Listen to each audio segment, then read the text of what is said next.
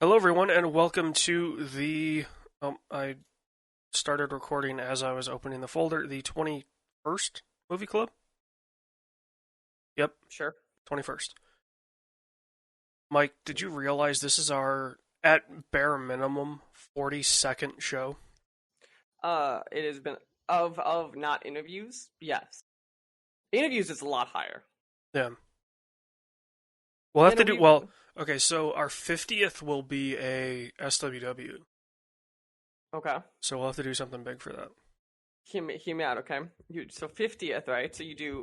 Ooh, I'm trying to think what it would be. See, the joke is right. Is 50 ounces of alcohol while we record. No, No. that's fun. We'll I figure mean, it if we were going to do that, we're basically playing Edward 40 hands, but with a 40 and then like a canned beer. out. Except it's really hard to run the show then with no hands. Well, you would have one hand free. That's true. But I would be pretty silent for the first like 15 minutes as I just try to down all of it at once. Just get it God over almighty. with. Yeah, but yeah. So AJ, how is Michigan? Last time we talked, Michigan was having trouble because you were opening. Now, for the record, now I'm really glad I live in the middle of nowhere.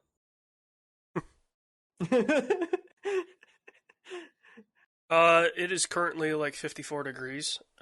Sunny. It's beautiful. It's 54. Jesus, it's like 82 right now. It's 54 when I was just outside, Hmm, and it's okay. beautiful. Like No, 50s like during the so. summer isn't atrocious because like it gets warmer, so that Yeah. temperature feels different than like 50s at night. Well, and like you obviously know, growing up in Chicago, like there's something just. I hate to use the term, but there's something magical about in the Midwest in the summer, those like cold mornings. Yeah, but There's not like just actually something, cold. It's like yeah, 50s, 60s, and like there's something about it which I can't explain to other people. Is so like if it's 54 at 2 in the afternoon, it's 54 at 9 a.m. They actually feel different. yeah. Like I don't know why they just fundamentally feel different. It's your internal like sensory system. If it's cold in the morning, it's under the understanding that it's going to get warmer. Hmm. So your body interprets 54 as a different temperature. Hmm. Whereas in the afternoon, it's under the impression that it's only going to get colder. Hmm. So, yeah. No, that's why. But yeah, no, that sounds nice. It's 80s here. There's not a cloud in sight because this is Florida and our hurricane passed. Did you get hit with our hurricane? Yeah, actually, so the winds that we had come through here were higher than when it made landfall in Louisiana. That's funny. I heard the same thing in like Chicago and Minneapolis. Both of them got hit decently well with the winds Yeah. and rain. We had, so for those that, I mean, Mike knows where I live, but for those that don't know, I'm about half an hour from Lake Michigan. Not Mhm. super far. In the grand scheme of things, I'm basically there. And at the closest channel to where I live, the NOAA station there read 82-mile-an-hour winds. Jesus. Yep.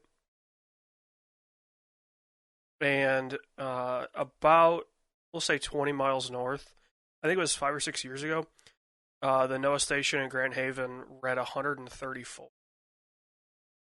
Hmm.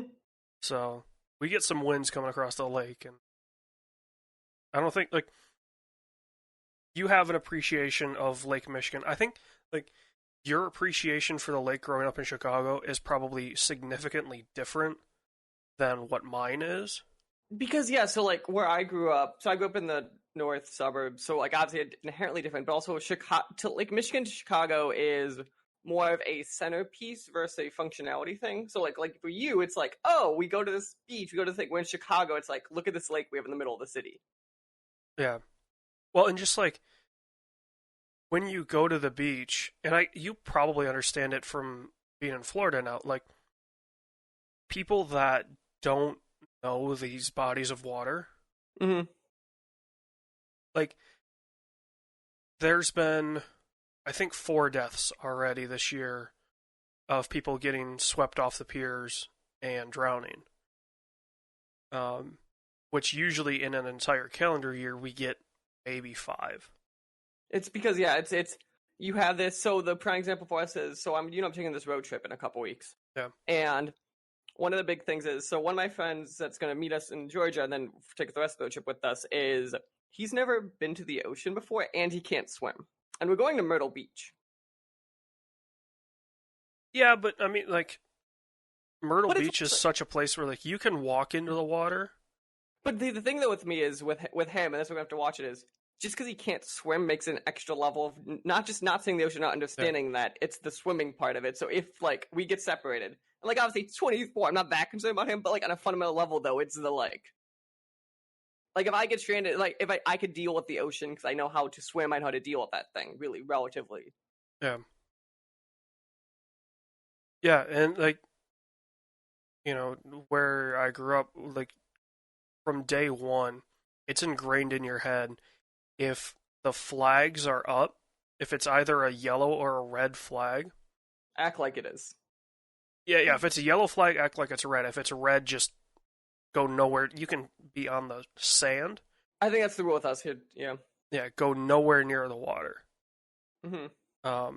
Because I mean, for those that don't know, the Great Lakes, well, 3 of the 5 Great Lakes are basically inland seas. Yeah, and also Lake Michigan, I thought was worse than any ocean when it came to waves and stuff too.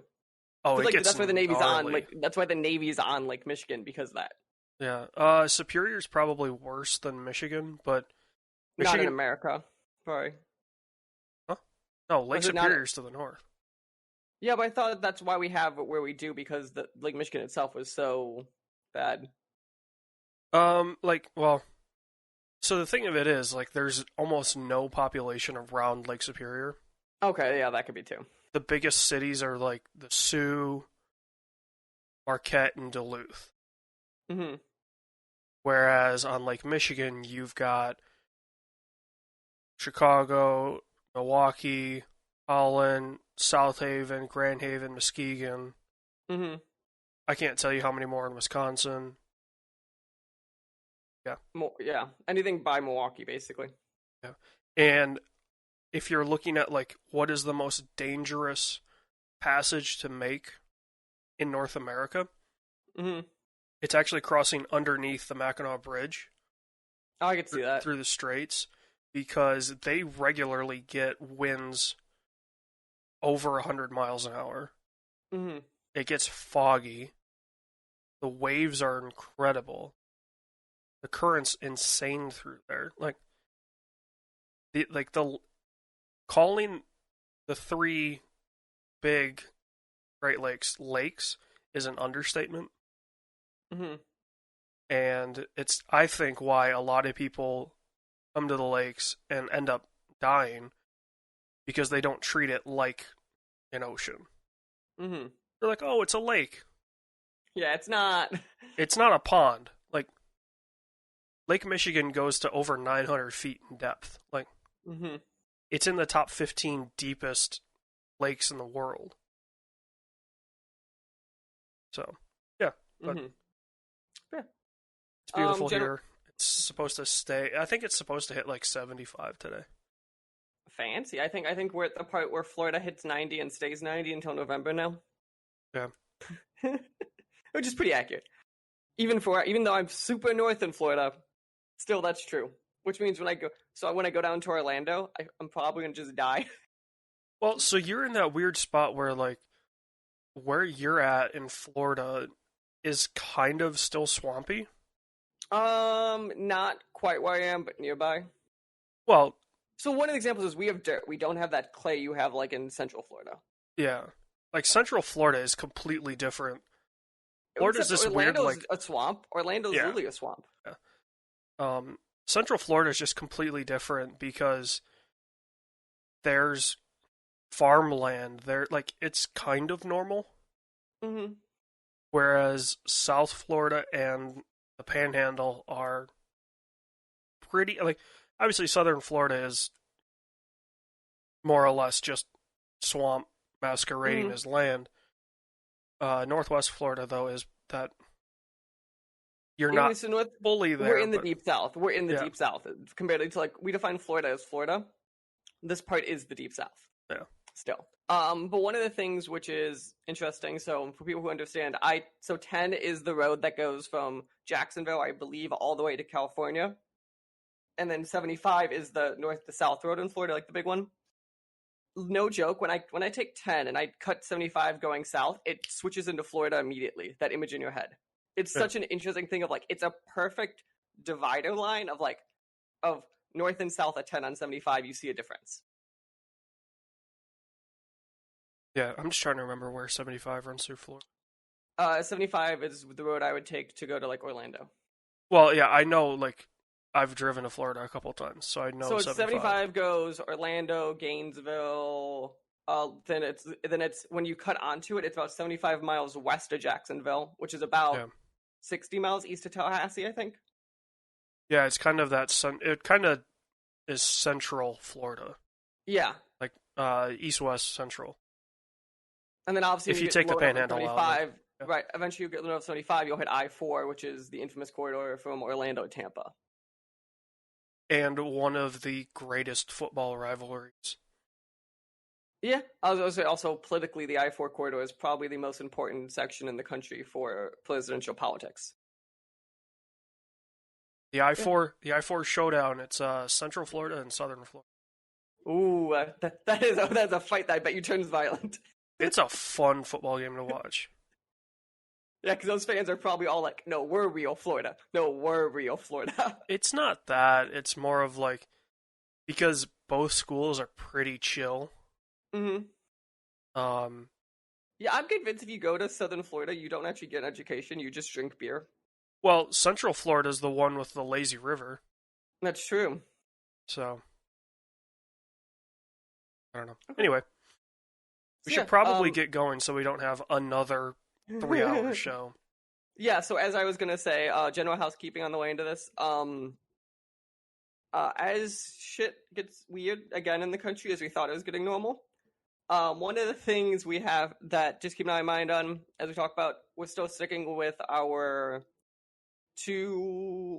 movie club and SWW show, and the other weeks being interviews. We do have, as you probably noticed on your feeds, some random Tuesday interviews or random day interviews. That's just because when we get interviews, if a game, like, I think me and AJ have come to the point now where if a game comes out and it makes sense to drop that interview on a different day, we're just going to do it because it just makes more sense for the creator and for us. We're dropping those hot exclusives. Hey.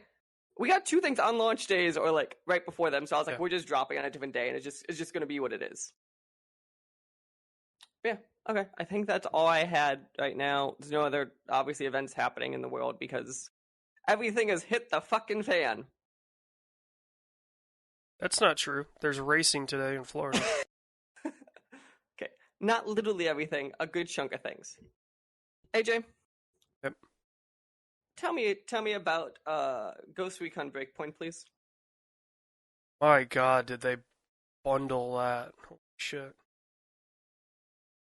Because, like, Breakpoint is coming off of one of the probably sleeper best games in the past 5 years. Mm-hmm. Wildlands.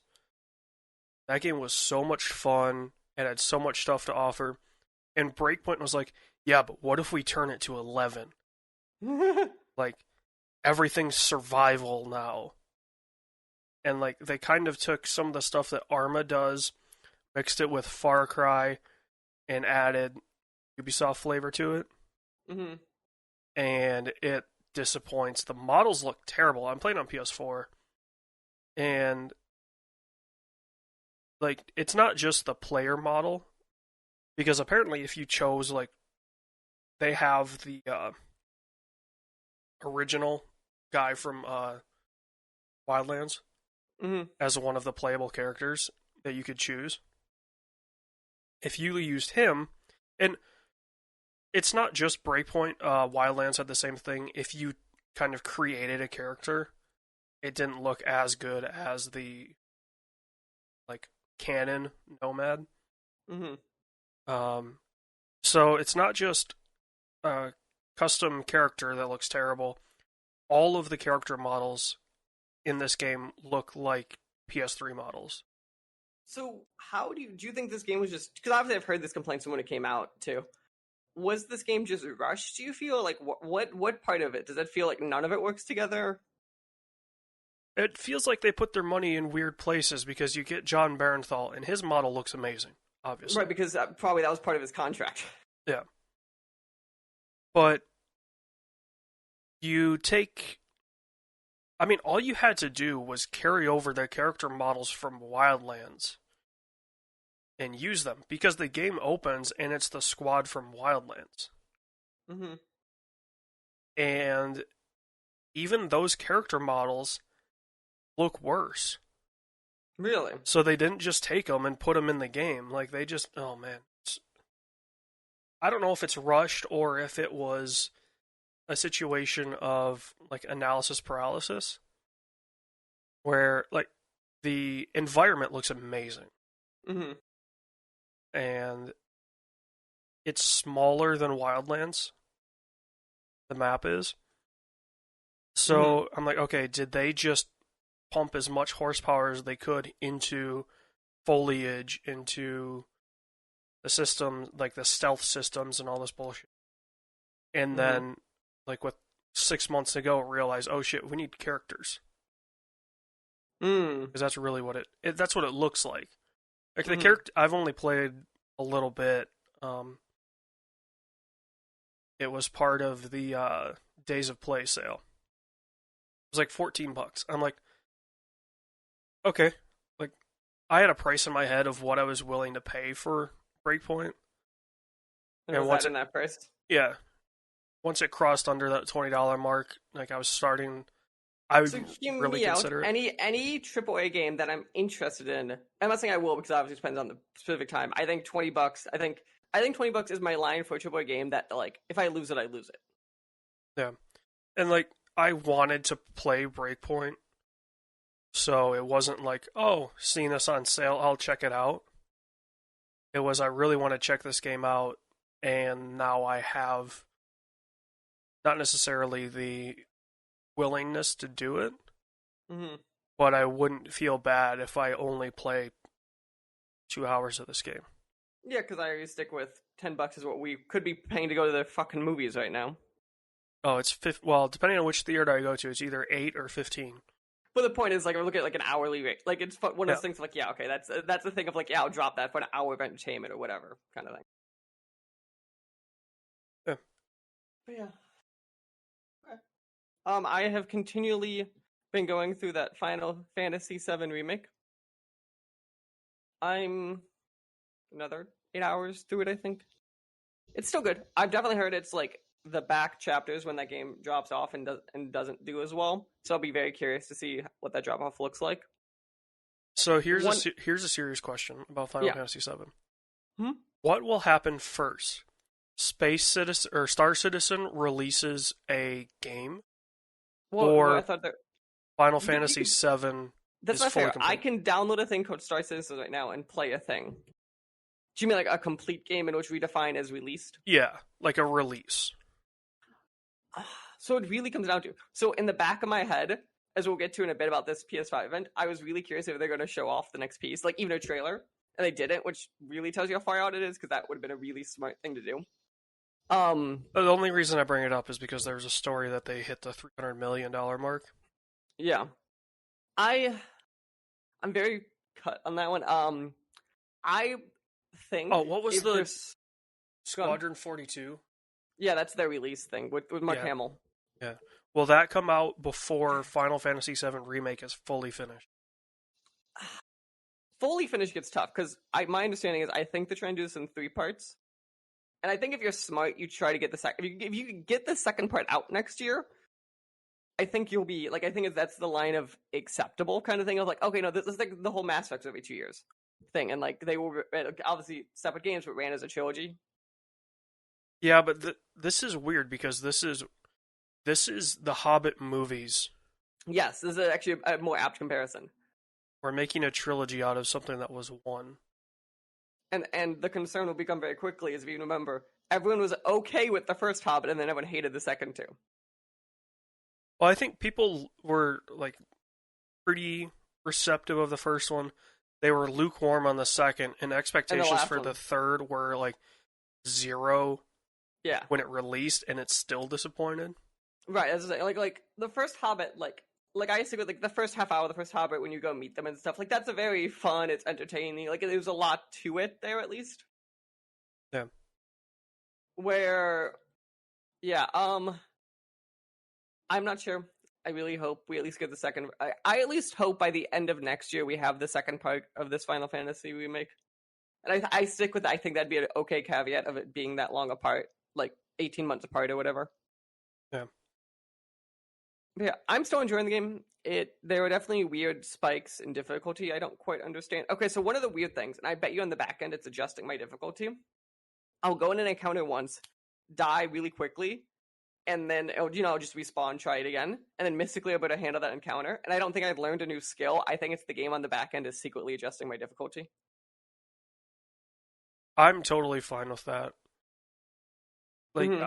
I hate nothing more in games than situations where you should be able to win. Especially, like, a lot of these games aren't, 4X games. Where 4X games, you can lose a game within the first 10 moves. Mm-hmm. You just don't realize it. Right, well, this at least immediately kind of makes the point of saying it. Yeah, whereas, like, games like this, it's like, okay, like, oh, I messed that one up, but I can recover because the game's kind of taught you that. Mm-hmm. And then all of a sudden you can't recover, and I was like, okay, this is just bullshit.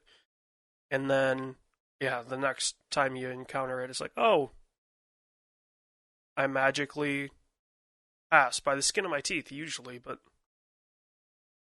Yeah. But my issue, I think, just this feels too jarring. Where like a lot of times games do that on the back end without telling you like during a battle. Where this very much is like it. Like I understand it could be my background. I feel it a lot more, but it totally like it just feels so jarring of like how they do that. Like I shouldn't lose in the first 2 minutes and then mystically win a 20-minute fight the next round with changing nothing. I didn't Yeah. change my strategy. Didn't change anything. Unless I will be totally fine with that if the game like bills itself as a D&D like. But it doesn't. This is the problem. The Yeah. game instead bills itself as here are 5 difficulty options. Which are you choosing? And they very specifically kind of explain the differences on them. Yeah. And I'm okay with like there are games where they're like, hey, you're having trouble with this fight. Do you want us to lower your difficulty just to this fight? Like at least say it to me if you're doing that. I think if it's going to be that obvious. Yeah. Oh, who Resident Evil is doing that? Right. So again, do you know what they do? So like I don't know if they want to do it. I've had other games though where they go for this literal fight with lowering difficulty and putting it back to difficulty you want. So like this way you get less frustrated right here, and then it'll just go back to the mode you want it to be at. Yeah. I don't think I've ever seen that. I can distinctly remember Last of Us had like, oh, do you want to Lower it. lower the difficulty here? Or there's some games, I think Last might have been one of them, where what they do is they don't give you difficulty options for the first. No, it's Kingdom Hearts does this. The first like hour of the game, they don't give you a difficulty option, and then at the end of the hour, they go, "We recommend your difficulty being X based upon how you respond to these fights." Yeah. You can still change it to what you want, but they were like, "No, here is our recommendation for your balanced experience." Yeah. Well, Call of Duty does that too. You go through the Yeah, because they kind of look at training how's your camp. gunplay, how's quicker your reflexes, like basic things Yeah. that could roughly figure out like how will you handle this. Speaking of Call of Duty, Yeah. We Season played 4. Warzone for a bit. Yeah. Yeah. Oh, I played Season 4. Yeah. So Season 4 came out. So have you played Warzone since Season 4 came out a couple days ago? no, I haven't Okay, played so- Warzone. I played a couple matches of Trench. Okay. On the map Trench, they had a playlist with different Hmm. game modes. So Warzone, there's a couple things they added. They added in-game events. So one of them is fire sale, which means reviving a teammate is free during this, and then every buy box, I think everything's 80% off. Another one is jailbreak, which means if you are dead at the time this is triggered, there's a chance that you respawn. And another one is a ton of like choppers in the air you have to basically destroy, and you get shit. I saw they're doing what, a 50v50? Yeah, there's also like that kind of there's a 50-50 mode also. Again, like same problems I've always had with Warzone. They need a standard mode. Yeah, this is the issue also because right, it was also a free weekend this weekend. So if you look at that menu, it was so uber crowded because with how they determine the free weekends is they just shove the free part of Modern Warfare in the Warzone menus. So when I choose my mode, I'd be like, you want to play Modern Warfare? That's free right now. Why is this listed under Warzone modes? Yeah, I Like, don't it's just experience too that much. because I have. But if you don't, they just shove it in there in the option. You know, there's the playlist options. Yeah, it gives me a list of regular Modern Warfare options. Like, it's one of those things of like, why? Like, why? Who? Like, at least give me a sub menu that you can say hop to. I don't want this mixed in. Yeah. I just feel that it's confusing because I don't know if I understood this. So apparently, you switch seasons. If you're high enough, they just put you at level 55. Yeah, you didn't know that? No, it was weird. I don't feel like that wasn't communicated well. Otherwise, I don't know. They tweaked something. So our strategy has been, I think we did a strategy through where we were getting all of the control points to figure out what the inner circle was. Mm-hmm. They for sure nerfed that. That is nerfed beyond belief. I'm fine with that. Like, Apex nerfed Pathfinder's ability pretty quickly. And so, it's like, there's a lot of people out there that anytime anything gets nerfed, there is a huge vocal minority of people that are like, they should have never done this. This ruins the game. And I'm like, so I'm not saying it ruins the game. I think fundamentally. And I'm not saying that you think it. I feel they might have nerfed it too strong. Like, I agree that strategy is overpowered. I think we saw that. I feel like the level they have nerfed it fundamentally feels that. So this I think comes back to my game like these as live games. My game on the fundamental level, as I've always talked about, is I don't mind. I kind of do and I kind of don't mind. Some guys say these are live things; they change all the time. I'm always at a certain point. This is why I've like dropped out like Destiny 2 and Destiny and those kind of games because I don't like the idea that every time I turn on a game, it's a brand new game 100%. Because now I can't be like. Because it's really weird to be like, well, I liked Warzone in Season 2 when it's like Season 20. Like, it becomes this thing of like, no, part of the games that people really liked, like, going back, even if they like somewhat changed, like some games still change. Like, you'd send updates, you'd have DLC, but you can still go back to this experience that you liked. Yeah, I could hop into Division 1. And like, even though some stuff has changed, fundamentally it's kind of the same experience. And really, the only stuff that ever changed was stuff in the what's the PvP? Dark Zone. Dark Zone, yeah, that's the only thing that really changed. So like, right, and like, so like, again, I'm not saying nothing can change in these live games. I just feel we are changing them too much. Yeah. I also think about it even from like a developer point of view, right? Yeah. If I'm a level designer, it's always weird to me that I make this piece of a level and then it's just gone in a month. So they haven't nerfed the ultimate strategy though. What's that one? The strategy that I used to get to, what did we get? Like top 10, I think. Minotaur recreating Russian Jackass. That was great. I don't think I ever fired a shot in that match and we finished top 10. That strategy was just so... It was so much fun. Mm-hmm. Like, Warzone can get really, like, tense. Any of those Battle Royales can get tense. But just running around... Well, not running around. Driving a quad around for, 20 minutes? Hmm. Just jumping off everything, doing wheelies, just having a blast. And I, I never died until the end. Which I I think I don't went mind that down because like once. if you as long as you're like not like you being a dumbass, but as long as you're quick enough being a dumbass stuff too, it's relatively easy to get out of firefights, for example. Well, yeah, like, me being a dumbass is still, like, competent. Hmm. Whereas there's a lot of people in Warzone that aren't even as competent as I am when I'm just fucking around. No, it is. It totally is. There definitely is a feeling of like I've always been relatively decent at Call of Duty, and like I could totally feel that in Warzone because it still plays like Call of Duty on some fundamental level. That like in a firefight, you're like, oh, I could tell you just didn't play Call of Duty. Yeah. Especially because this plays more like old Call of Duties in a lot of ways, in the way of like there's no extra powers, relatively speaking, and stuff too. Where like if you understand that gunplay, you understand that gunplay. You want to know what else plays like its sequels? is Or, I guess this is the most recent. It it? plays like Is its it? previous. Ooh, what game is that? MLB 20. Ooh, Again, another game on the Days of Play sale.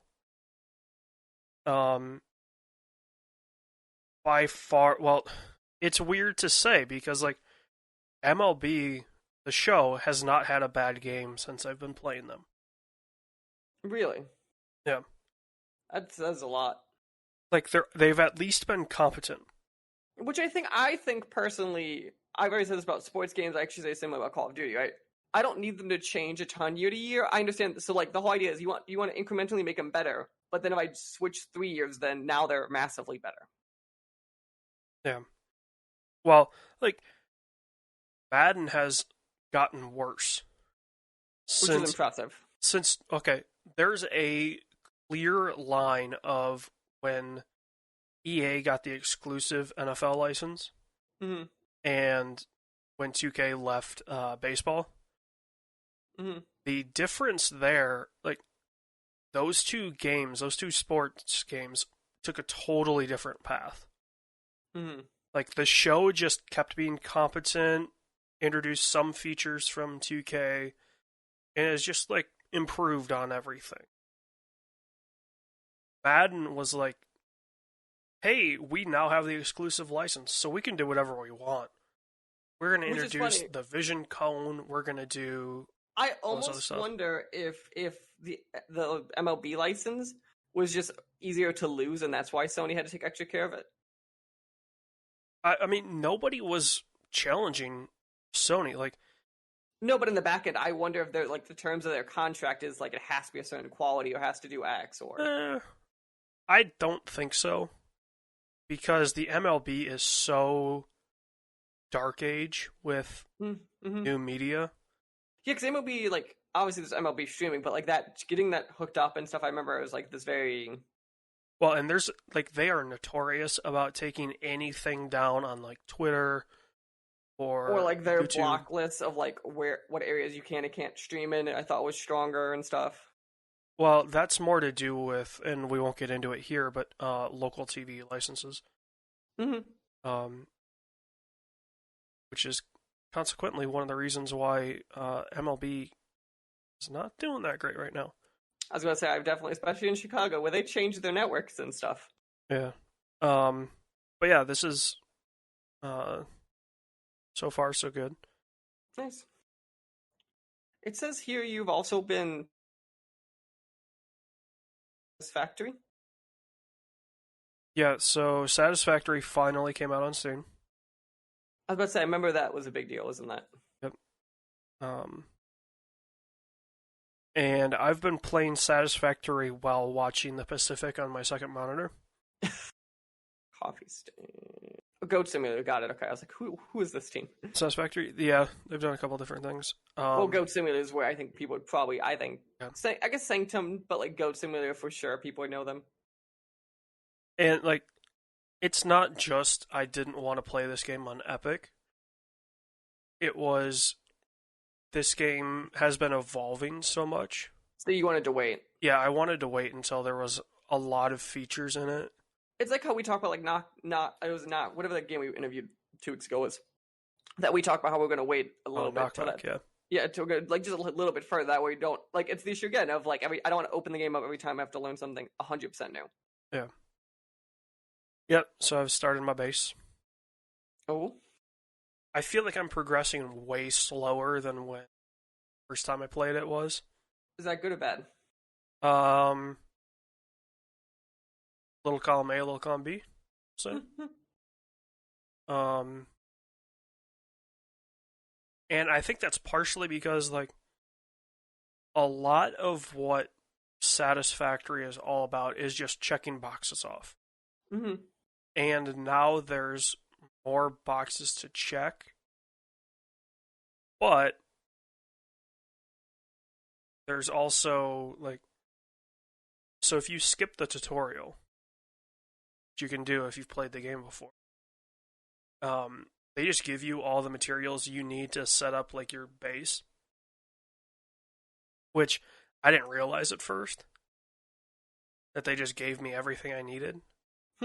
So I was like, okay, I gotta go set this stuff up.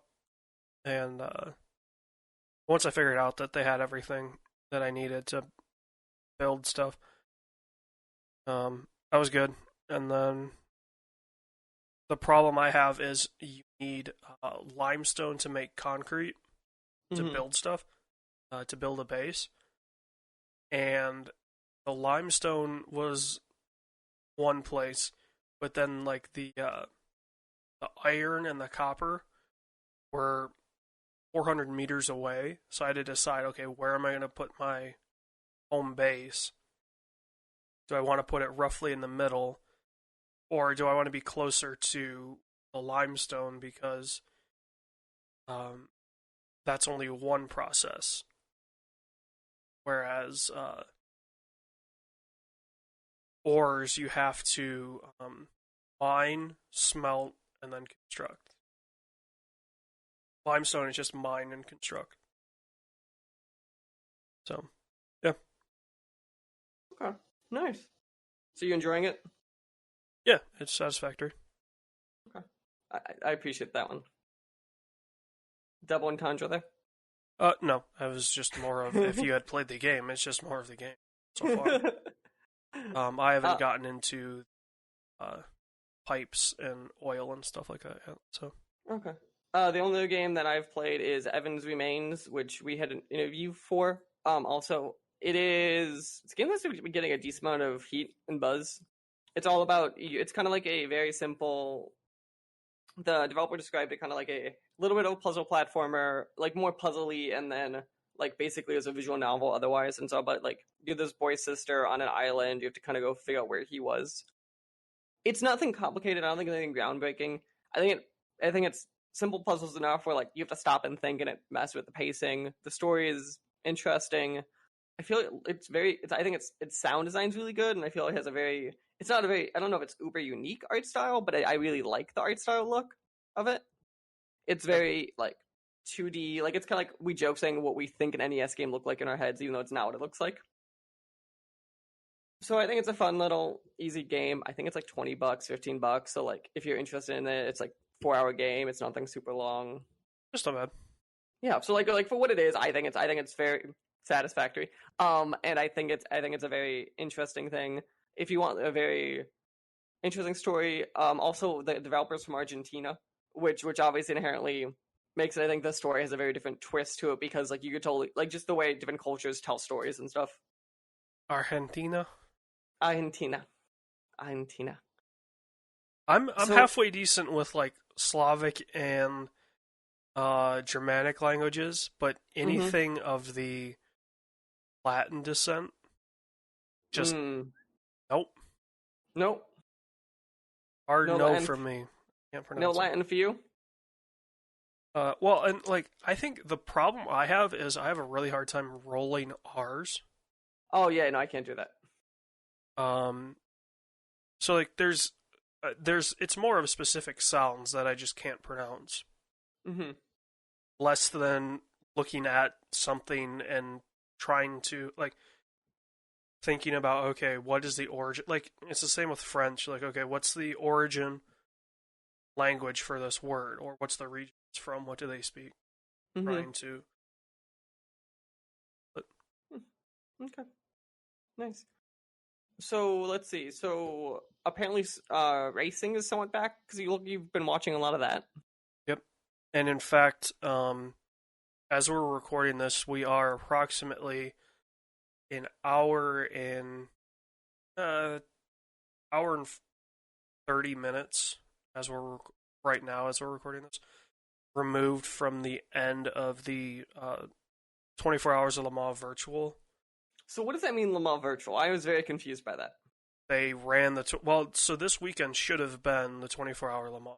Right, and obviously we've talked about Le Mans because Ford versus Ferrari. Yeah, and so this was just a virtual. They used R Factor 2, which the downside to R Factor 2 is the highest prototype level they have is LMP2, and they only have one of them. So it was this weird, like, having liveries for cars that don't exist in the game plastered on this Orica 07. Meanwhile, the GTE class has the Corvettes, Ferraris, and Porsches. So just this weird, like, because one of the special things about Le Mans, and deep down inside me, I hope that we can get the SWW show to the point where you and I could go to France and shoot a video at Le Mans. Mm-hmm. Because it is such a unique experience. And, I mean, I haven't been over there to see the race live, but watching that race, like, it's the only place in the world where you're going to see, like, gentleman racers in the GTE AM class to Formula One drivers driving on the same circuit and in completely different cars. And so, yeah, they wrapped that up. And they were running it exactly like Le Mans. They had the stewards, they had the race director that should have been there to run the race. Like, so all digitally, though? No, well, okay, so there's a studio in Paris that they shot all the those parts commentary out of, and the race director and the stewards were there. Got it. There were, I think, 2 sims in the studio that different teams were using. But yeah, they had 37 countries represented. Jesus. From people driving in 37 different countries. I think they had more than that. Like, more nationalities of drivers. But like some drivers, say for instance, there's a South African driver, but I think he was in the UK. So they didn't count that as a 38th country. Yeah, it was pretty cool to watch. Nice, okay. Williams finally won something, which for F1 fans, they'll get a kick out of that. It was a fun race to watch. Nice. And then what is about this? So NASCAR, Indy, and all that fun stuff? Yeah, so NASCAR has been back since, like late March, I think it was. And the day we're recording this is the first day they'll have stands. Ooh. It's down at Miami. I think it's 1,000. I believe it's 1,000 people, but it's only first responders and military and their families. The first race where you could buy tickets is going to be in Talladega, which is going to be very interesting because since NASCAR banned the Confederate flag, how many people are going to try and show up with one? That is a very interesting. I'm wondering that too. I'll be very curious. Also, that decision was very interesting too because if you look at 538 is one of those websites obviously we've talked about once in a blue moon. They've done like tracking in the past of like political allegiances versus like sports, and I found it interesting because like statistically speaking, NASCAR is a very conservative sport. Yeah. Like that's what I found interesting about that. Even like the owners and stuff are too. That's why I found that decision very interesting. The owners are walking DUIs eyes, basically. But the point, though, is like, so if your owners are very conservative, your advertisers are very conservative, and your fan base is very conservative, I'm curious where the pressure was built to make that decision. Well, so apparently, if you listen to Dale Jr., which there's no reason to not trust him Yeah, I'll give that. in this situation because he's the sport's most popular personality. Like, Yeah, he has enough. He probably has influence himself. Like, yeah, apparently they were trying to get the flag banned back in Anyway? 2015. Okay, so now this was just a moment to do it. This was no time like the present, basically. They didn't have the support in 2015, too. Mm-hmm. But, I mean, it would be very tough in this day and age, especially when you have a black driver, Mm-hmm. with everything that's going on, to allow. But what I found interesting was it wasn't a temporary ban; it was a ban, and that's what it's not like if they said we're going to put it away indefinitely. Like it was like there are ways you could have played that off differently, and that's why I found very curious.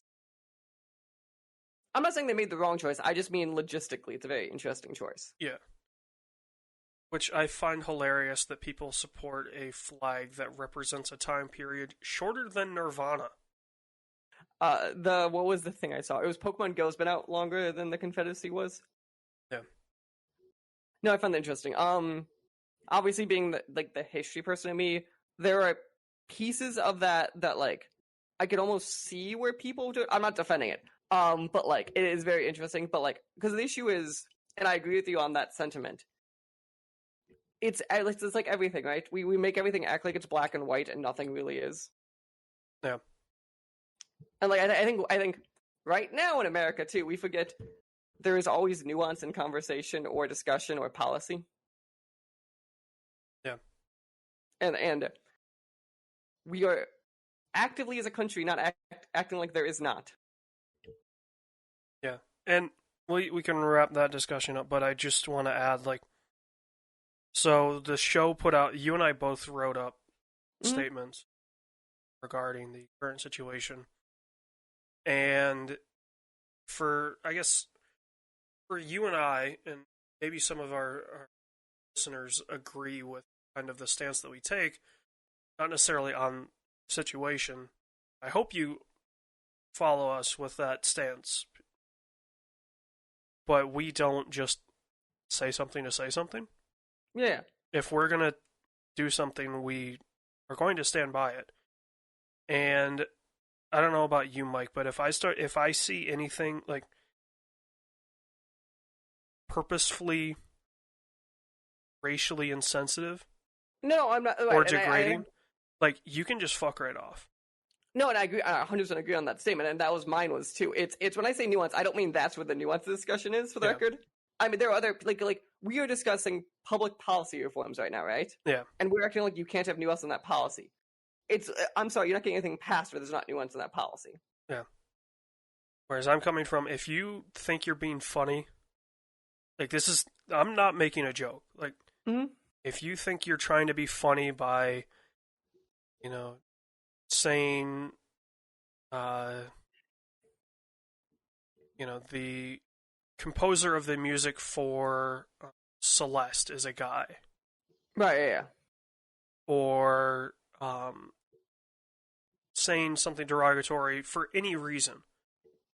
Like, if I see that shit, just fuck right off. Like, no, I don't care if we lose listeners, if I lose Twitter followers. Like, if you truly believe that it's okay to do that, just know. Like, right. Again, I think there are pending the discussion. There are times you could have it. There are ways if you're having. Also, I feel there are ways when you have a discussion intellectually versus being a jackass too. Yeah. And I go back to there's a high concern as stuff I'm seeing on all sides of coverage across the board right now. And I truly mean when I say all sides of coverage, that everyone's forgetting there should be nuance or a point of compromise or a point of something. Like there is an in-between versus having the military run down every protester and then abolishing every police department in the nation. There's an in-between between those 2 points. Yeah. Those are not the only options on that table. So to hopefully wrap up our current political climate situation statements and talking about it, Minneapolis is like, oh, we're going to shut down the police and reform it. Mm-hmm. They said they're going to turn them into public safety officers, which is the police. It's okay. Yes, it's the police. Everybody just saw that first headline, the first half of that sentence: Minneapolis shutting down police.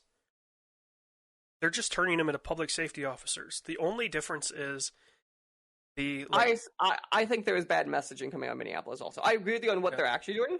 They're not giving that message well. No. And for those that are wondering what the difference is, a public safety officer doesn't fall under the qualified immunity standards laws. So we have a 1967 Supreme Court decision in our country that says you cannot sue an individual police officer for an action they do while on the job. Right. So whereas now they are not police officers. Right. Now you're making me go on this road for half a second also. I'm also going to say it, because we're going down this road now, quickly. There is a line of saying there is bad laws or bad structures in some systems that you want to say, oh, I want to fix this X rule. The issue is, when you're the public servants or the city council members going out and trying to explain to people saying that, and you go on interviews, and when someone asks, who do I call if my house gets broken into? And your response is, well, you see, that's coming from a place of privilege. That is not answering the question, and that's not alleviating people's concerns with what you are doing. Yeah. Oh, like, there's bad messaging on both sides, and it's just ridiculous. That city council president should not have done that interview. You should have sent someone else who knows what the hell they're saying. Yep. Okay, that's my rant. Speaking of not racially charged things, I watched The Help this week. That was I remember seeing that not long after it came out on DVD, I think it was. Mm-hmm. If I remember right, that movie's a lot better than I think a lot of people thought it was. It's shockingly good. Because it was up for Best Academy Award. People won Academy Awards for it. Like Jessica Chastain. It's literally where I think Octavia Spencer's her name. Viola Davis. Emma Stone. They are A-list people in this film. It is. I think it's shocking because it's a Disney. You have to come forward. This is a Disney film, right? Well, it's one of those weird ones, isn't it? Where it's it's under Disney, but it's technically a Buena Vista. You're right, but the point is though. So this is a Disney-funded film. This is a. So I think it might. I'm checking now. I think it might be right. I think it is. No, it's Walt Disney Studios. It is literally Walt Disney Studios. Oh no! Remember, they changed that. They stopped using the Buena Vista name, and now all of their 2007 when they did that. Adult is a weird term for it, but their adult movies are Walt Disney Studios. Disney's active distribution. Okay, this makes sense. So here are the following Walt Disney Studios umbrella studios: Walt Disney Pictures, Disney Nature, Walt Disney Animated Studios, Pixar, Marvel, Lucasfilm, 20th Century, Fox 2000, 20th Century Animation, and Blue Skies. Yeah, so that Walt Disney Studios and it's just an umbrella. 20th Century are the ones where you're going to see the... Right. So Marvel makes a point, for example, of not showing Disney. Star Wars makes a point of not showing Disney. Because they're brands they are purposely trying to keep somewhat separate. Yeah. But those are the pictures in 20th Century are the non-kid studios is the better way to... But okay. But either way, this especially being that era of Disney, I think is interesting. Yeah, I mean, Disney's always had some, just off-the-wall... I mean, hell, they remade Tron, or made a sequel to Tron. Accurate. But Tron is billed much more as a kid's film than The Help is. Is it, though? 1,000%. I don't know if you've watched... Again, okay, I watched Tron fairly recently. It's not, It was but it's also the, 90s version of kids' film, which is different. The 2011 Tron? The original Tron, yes, it's very much a kid's movie. But Legacy is very much This is talking about like class warfare and getting into a little bit of the Nazi ideals and like it's not very subdued about what it's talking about. Mm-hmm. But yeah, so as I was saying, so The Help, I'm going to spoil The Help for people, by the way, because this film's old enough. Because it's 2011. It is 2020. I was going to say, it's like, it's going on 10 years. Right, so I don't care anymore. And it's not a thing that's the big thing. So you know what the funniest moment in The Help is, right? I saw it once. Okay. That was... So Minnie's Pie. Do you remember Minnie's Pie? So Minnie is one of the maids. It's Octavia Spencer. If you're using character names, I have no idea. Yeah. Like, well, the term Minnie's Pie for a lot of people means something. So it's Octavia Spencer is one of the maids, and I think it's Bryce Dallas Howard, which is Ron Howard's daughter, is one of the main characters in the film. She comes over for like an apology pie and gives to her, and that's the infamous line of "Eat my shit." And slowly, everyone in the scene realizes that Minnie put shit in that pie as she made her eat it. It's the funniest thing, and like obviously there's like plot points off of it. And that's how I appreciate how the whole twist is the reason she won't turn them in as like slander and try to sue them is because then she'd have to admit that in the book she was the one who ate the shit pie. Yeah, which is the funniest thing. No, that helps actually really good. Again, especially for it being Disney, for the relatively low budget the film was, like it's a really good film. I think Emma Stone does, which is like I'm not always the biggest fan of Emma Stone. I think this is one of her best performances.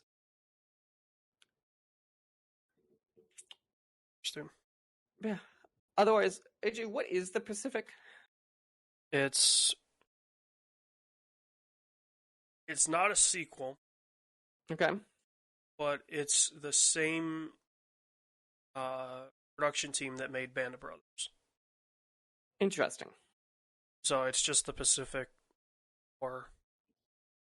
It's still World War II, so it's not there. But it's just the Pacific War. It's 10 episodes. It's an HBO miniseries. Like, there's some of the greatest, not even TV, but some of the greatest media created. Just hands down. I mean, the amount of effort and time and money that HBO puts into their miniseries. It's shocking. It's incredible. Like,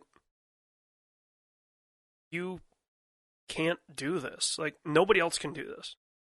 Mm-hmm. Nobody else has the budget. Nobody else has the kind of carte blanche that HBO does. You don't think at this point someone like Netflix can do it? No. Interesting. Not to the scale, and because you have to remember, like, what HBO does when they make a miniseries, anybody else has to hit that bar. Netflix does not have the maturity as a content creator. Which is like something like The Witcher showed they could if they wanted to. But they didn't make The Witcher; they got it from somebody. So, you know, it's like this is HBO making this. Mm-hmm. They're signing on to it. They're getting teams. Like, you know, this isn't Netflix buying The Witcher. Well, to be fair, and they did make it in-house. They bought the rights to an existing IP. Yeah. But I think, didn't they buy, like, somebody had shot a pilot? I didn't think so. For The Witcher, and I thought that was all in a house. Maybe it wasn't branded as The Witcher. But there was, like, the production house, I think, had a proof of concept out there of kind of the feel. Maybe. And plus, like, Netflix just doesn't, like, they try too hard. Mm-hmm. They're trying to be HBO. Oh, 1,000%.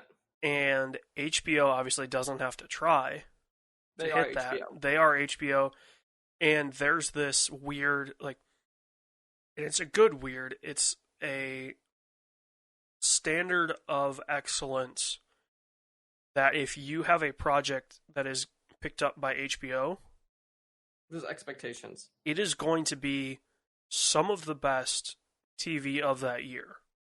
Mm-hmm. And if it isn't, you're kicked to the curb and your career's done for the next 5 years. Right, because you're the back at HBO. You had a budget that was unmatched. You could have done what you wanted, and you somehow messed it up. Yeah. Okay, nice. AJ, I also watched, to force my hand to make sure we couldn't watch this for when we did movie club next month. I watched Inception. Well, we'll get to it in the news, but I have a feeling Tenet's not going to be our July movie club. I have a hunch too, which is so I watched this pre that news, because I wanted to make our old movie a memento. So, Inception. For the record, I forgot how he just took the cast of what would be Dark Knight Rises, and that's how he met all of them, basically. Like, besides Christian Bale, I think the entire cast of Dark Knight Rises is in this film. Leo's not in Dark Knight Rises. Okay, but I'm saying, but everyone from Dark Knight Rises is in this film, basically, besides Gary Oldman and Ellen Page isn't in Dark Knight Rises. okay, Tom Hardy, Cillian Murphy. Yeah, right. Obviously Joseph Gordon-Levitt, Michael, what's his name, Caine. Well, Michael Caine's in every. It's like saying Leo is in a Scorsese movie. Like, of course he is. But it's very interesting just because, like, I forgot how, like, Scarecrow's in it, obviously. Yeah, that's Cillian Murphy. Oh, then, what's her face is also in it, Talia al Ghul. Yeah. But the point is, like, fundamentally, I forgot, like, how much the cast overlap. Inception also still holds up as a fucking amazing film. It does. Okay, so cast overlap, like, realistically, it's 2 people. Because Cillian Murphy had already done Begins and Dark Knight. Okay, so Joseph Gordon-Levitt, and then obviously, what's her face? I keep forgetting. Talia al Ghul. Yeah. And, well, Tom Hardy is, I guess. Oh, yeah, Tom Hardy. But so, yeah, Tom Hardy also. I thought that's how they met Tom Hardy.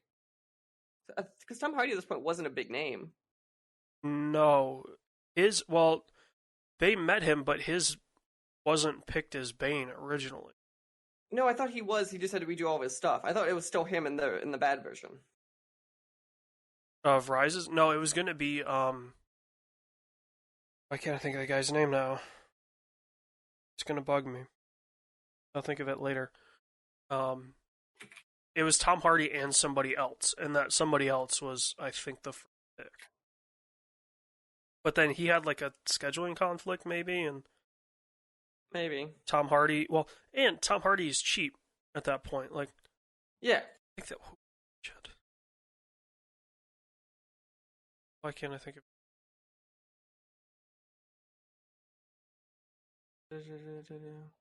I was going to say Armie Hammer, but it wasn't him.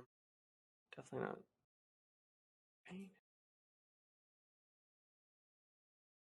People of Gotham. People of Gotham. You're still gonna make me watch this tonight, by the way. Yes. Yes. He merely adapted the dog. I was born. Every time I do Bane, I turn into, like, Colonel Sanders. That's true. The thing that still, it still upsets me about it? There is still a world out there where because, like, the original thing was he wanted Leonardo DiCaprio to play the Riddler. I don't know, like, as it stands, I don't know where you put the Riddler in that story. I think, so, like, the actual thing was, and this has been basically confirmed, is they wanted this to be a Joker part 2. Well, yeah, I mean... But obviously you couldn't. Like, because that's why you would have killed him if you didn't. Like, fundamentally, you left him alive to use him. Yeah. And the Joker never dies, so, like... But, like, the reason you specifically, in that movie in which you let people die. That's not an accident. That's specifically because it's been so easy to have him something happen where it's at least, is he alive? They very clearly left him alive on purpose. Yeah. And unfortunately, Heath Ledger. Personally, I would have got rid of probably Catwoman and then instead had Leo. I mean, but then you wouldn't have that iconic shot Of her on the bike? Yeah. The photo that every Dude Bro site used for their review. Wait, there's more than one photo. I thought that was the only screenshot they released. Oh, there was the other one. The other one that they used was Bane's speech at Heinz Field. That is such a good image. Which I love that they just didn't even rebrand Heinz Field. Yeah, no. So like Heinz exists in Gotham, and they sponsor one of the football stadiums. Mm-hmm. Yeah. Okay. Yeah. Okay. One more thing before we get into news, I guess. AJ, what does this mean here in the show notes? You said you became a lumberjack.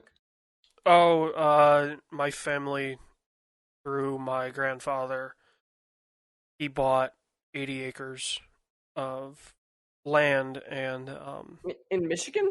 Yeah. Is it the Oop or no? It's like an hour and 15 from that he used to hunt and stuff like that. Mm-hmm.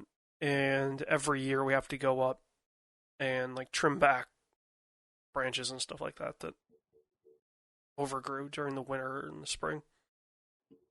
So, and with the weather that we've had, there were a couple trees down and stuff.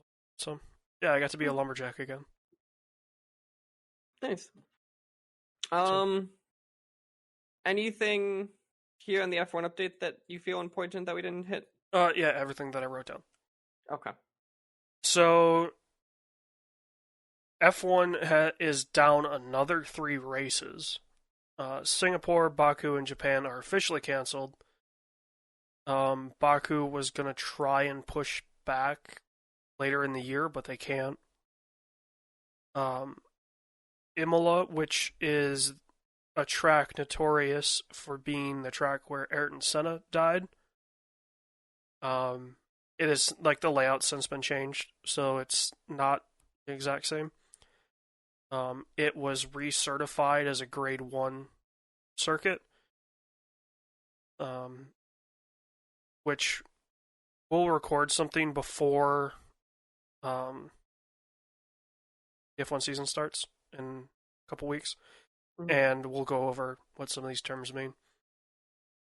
So they can host an F1 race again. Portugal's got a couple tracks that are Grade 1 certified. And apparently it sounds like the FIA promised Portugal a race in September.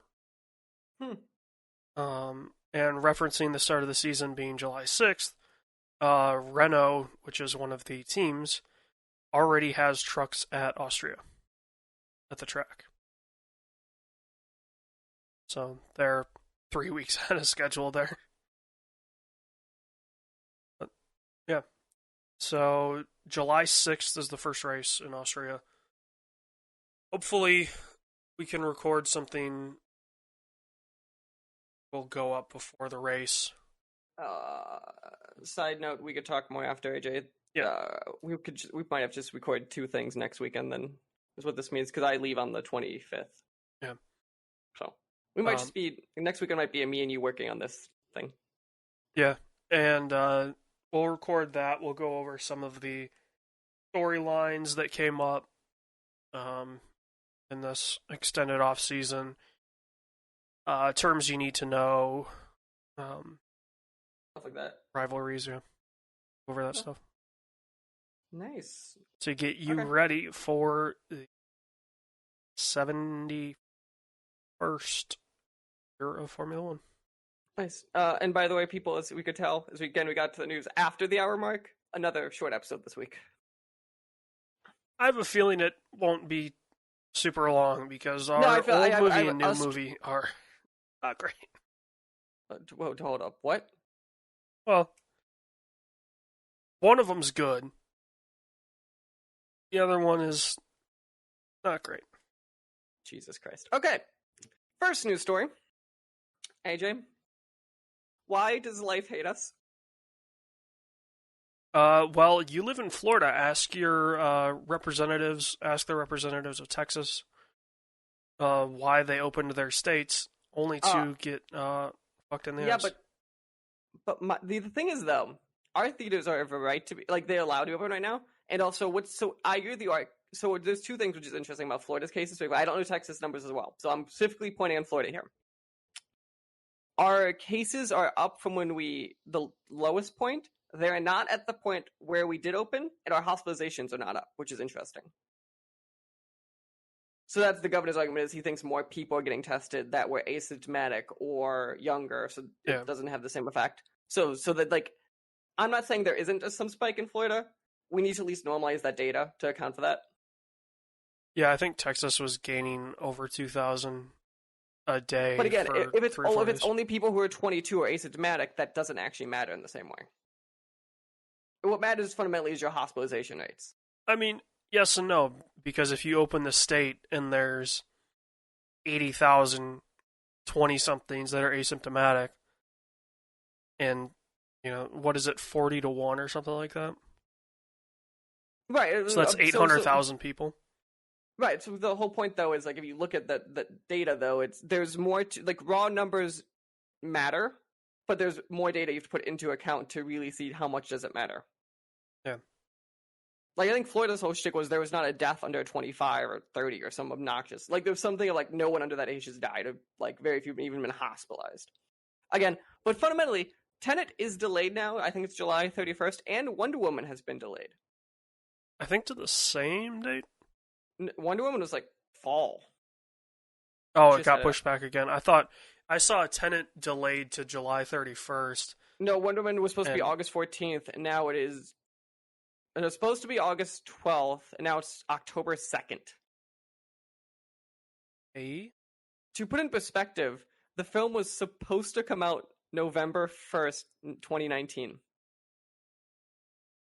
Was the initial release date for that film. Yeah. So that's... I'm just questioning, like... Why that far? Well, okay, I understand, like... If you get it out in 2 weeks, October... I'm upset, but, like, I at least understand, because in theory, your goal, you're hoping the extra 2 weeks is enough for, like, California to allow movie theaters and New York to allow movie theaters, what their goal is. Yeah. That's fundamentally what Tenet's goal is to let more big states allow movie theaters. God, can you imagine Tenet comes out, and then, like, as states open back up, and then it's the only movie that comes out before states shut back down? But, like, that is fundamentally their goal. Tenet's goal on a fundamental level is to be the thing that redefines Hollywood. What's interesting is AMC made a statement before saying they were going to open with Tenet. I don't know if that's still going to be true or not, or if they're opening early with old stuff. Is AMC going to open? Because they just lost $2.2 billion in the first quarter. AMC said their goal was by mid-June to be open in the majority of the country. I mean, mid-July. But that was before Tenet getting delayed. Yeah, I hate to say it, I don't see AMC lasting out of this. No, but if you're the people who invested in AMC, you want AMC to, your goal is to have AMC survive the next 3 months just to at least get through Tenet, so you have some money back. Is this the last hurrah for AMC? That would be... AMC's going to open their theaters, show Tenet. That's the only thing that's going to be on, so they're going to have like 80 showings a day. Mm-hmm. And AMC goes out with a bang. Mm-hmm. That would be a way to go. Like, if you know your theater's going down, just go. Mm-hmm. Free drinks to everyone over 21. Like, fucking just do it all. Yeah. They have a party. Just like that's the sad part. Like, is this stuff's going to theaters are going to die, and they're going to die with a whimper. Yeah. Like, AMC knows that they're going to at least close a ton of locations. Right, it's how long can they survive, and when do they survive until, I think is what we're looking at. Yeah. Because they can't keep losing $2 billion a quarter. Right, that's true. But the question is, I don't know if next quarter they're going like so at this point in a good chunk of this country, theaters have a legal right to open. It's a matter of does AMC feel it is worth them opening? Yeah. Well, and you have to think, like, even if Tenet is a $1 billion movie, at most, if AMC was the only theater open, they get approximately $300 million from that. Mm-hmm. So, on a $2.2 billion loss, only making $300 million. But that might be enough for creditors to like give you like if they feel you're paying it back, you might have more leg room. I don't know how many creditors are going to want to open to a company that's losing over $1.5 billion. You start selling equity at that point. You get like a VC. Well, they're selling like $1 billion in stock. Mm-hmm. And no, I agree with you. I think it's gonna be a tough road. I don't know if I think it's not impossible for AMC to survive this. I just think it's gonna be a very hard road to survive. Yeah, they maybe make it through next year. Mm-hmm. But yeah. So as AJ pointed out, then we will be figuring out next month what that means for Movie Club because I have no clue. But yeah. Actually, well, yeah, we'll figure that out. No, we have to figure it now. Then AJ, Like, are we doing another poll for Movie Club? What are we feeling? Do we say it's July 31st and hope it doesn't get pushed? how about this? Let's do something different. Okay. We'll figure it out off air. Okay. And put it on Twitter. Apparently, we have a Facebook. I haven't been on Facebook in approximately 5 years, so I have no idea. We do. I usually use the Twitter more for random stuff because like polls suck on Facebook, and also our audience is much more of a Twitter audience than Facebook audience. I have it much more for posterity's sake than for us caring. Got the Twitter audience, but like fundamentally, it'd make more that sense. lucrative Twitter audience. Yeah, we'll post it on there. Like what we're gonna do. I'm thinking something a little bit different. Okay. So sounds good. So yeah. So the big thing. So this is our. There's some other news stories I want to touch on. This is our big news story of the month. So we had the PS5 showcase on Thursday that I think we both watched live. Yeah. So I'm gonna go through the list, and then when you hit a game, we want to talk about what stops. That sound good? Because I feel like I'm not gonna hit everything. So they opened up with GTA 5 Enhanced Edition. Enhanced and expanded is what they're calling it. The big thing I thought was interesting is GTA is officially a free-to-play game starting next year. It's weird because it's free to Plus members. Right. So it's not technically a free-to-play game because on PlayStation, if you're a free-to-play, you don't need Plus. No, it is a very weird phrasing, and I'm not quite sure what that means. Also, does this mean they're spinning off GTA? I bet you that's 100% what that means. To me, I feel like what you do is those 3 months are to make sure you're ready for that, and then it's fully spun. I also thought it was interesting. One note I have here for this I'm curious about is, does this mean that we're going to get some weird additions to it, like how from GTA 5 last gen to this gen you had first-person mode and a few other things? I'm curious if you're going to get more stuff like that. Oh, they'll probably add like ray tracing and like I'm not saying massive overhauls, but I bet you they're spending some money and time to do something to make it worth it. That game's got. You want to talk about an unlimited budget? Yeah, GTA 5 could. Well, as of right now, it's the most expensive game ever made because Star Citizen still hasn't released anything. Right. Yes. And so yeah, they could be like. You know what we're going to do? We're going to do, like, truly full motion capture for each individual person in the game. So they will have their own different walking styles. That would be cool as hell. And now that you know the consoles are going to have SSDs, you could do stuff like that. Mm-hmm. So. Yeah. Also, don't expect GTA to be small. No. Like, the whole thing about, what was it, Unreal 5, is that, game sizes should be smaller. Well, in Sorry, theory, if it's the exact same game, it would be. It's just more of a. yeah, like Rockstar is going to use the horsepower of systems. Which I would prefer they do, personally. Yeah. Also, so we'll get to it later with the box, but there was no PS5 higher edition.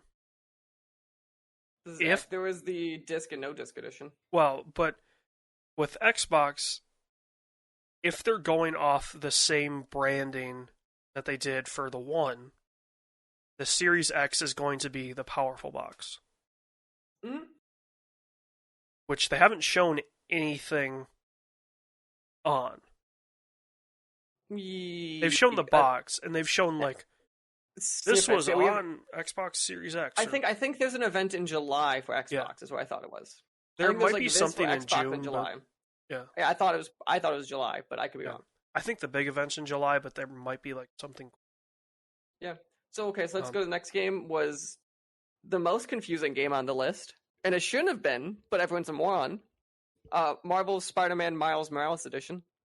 No, the messaging was so mixed on this. So the messaging in the showcase was fine. The issue was you put someone who was not trained for the press out to say dumb stuff. Well, but was it, like, nothing about what they showed for the title card said that this was a standalone game? This is true, but fundamentally, at least the impression I had from it was watching it, and there could be a me impression thing. It felt akin to, which is what it. So let me step back for a second. Spider-Man Miles Morales, we have now found out, is akin to the standalone Uncharted DLC, which is a $40 game, about a 20-hour experience, right? That is what this game is going to be. That is, now we know for a fact that they have clarified the statement. What happened was this. They never said. They said out this holiday.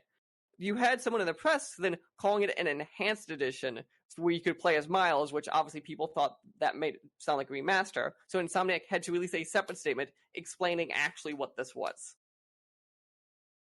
Yeah. They could have just come out and said, like,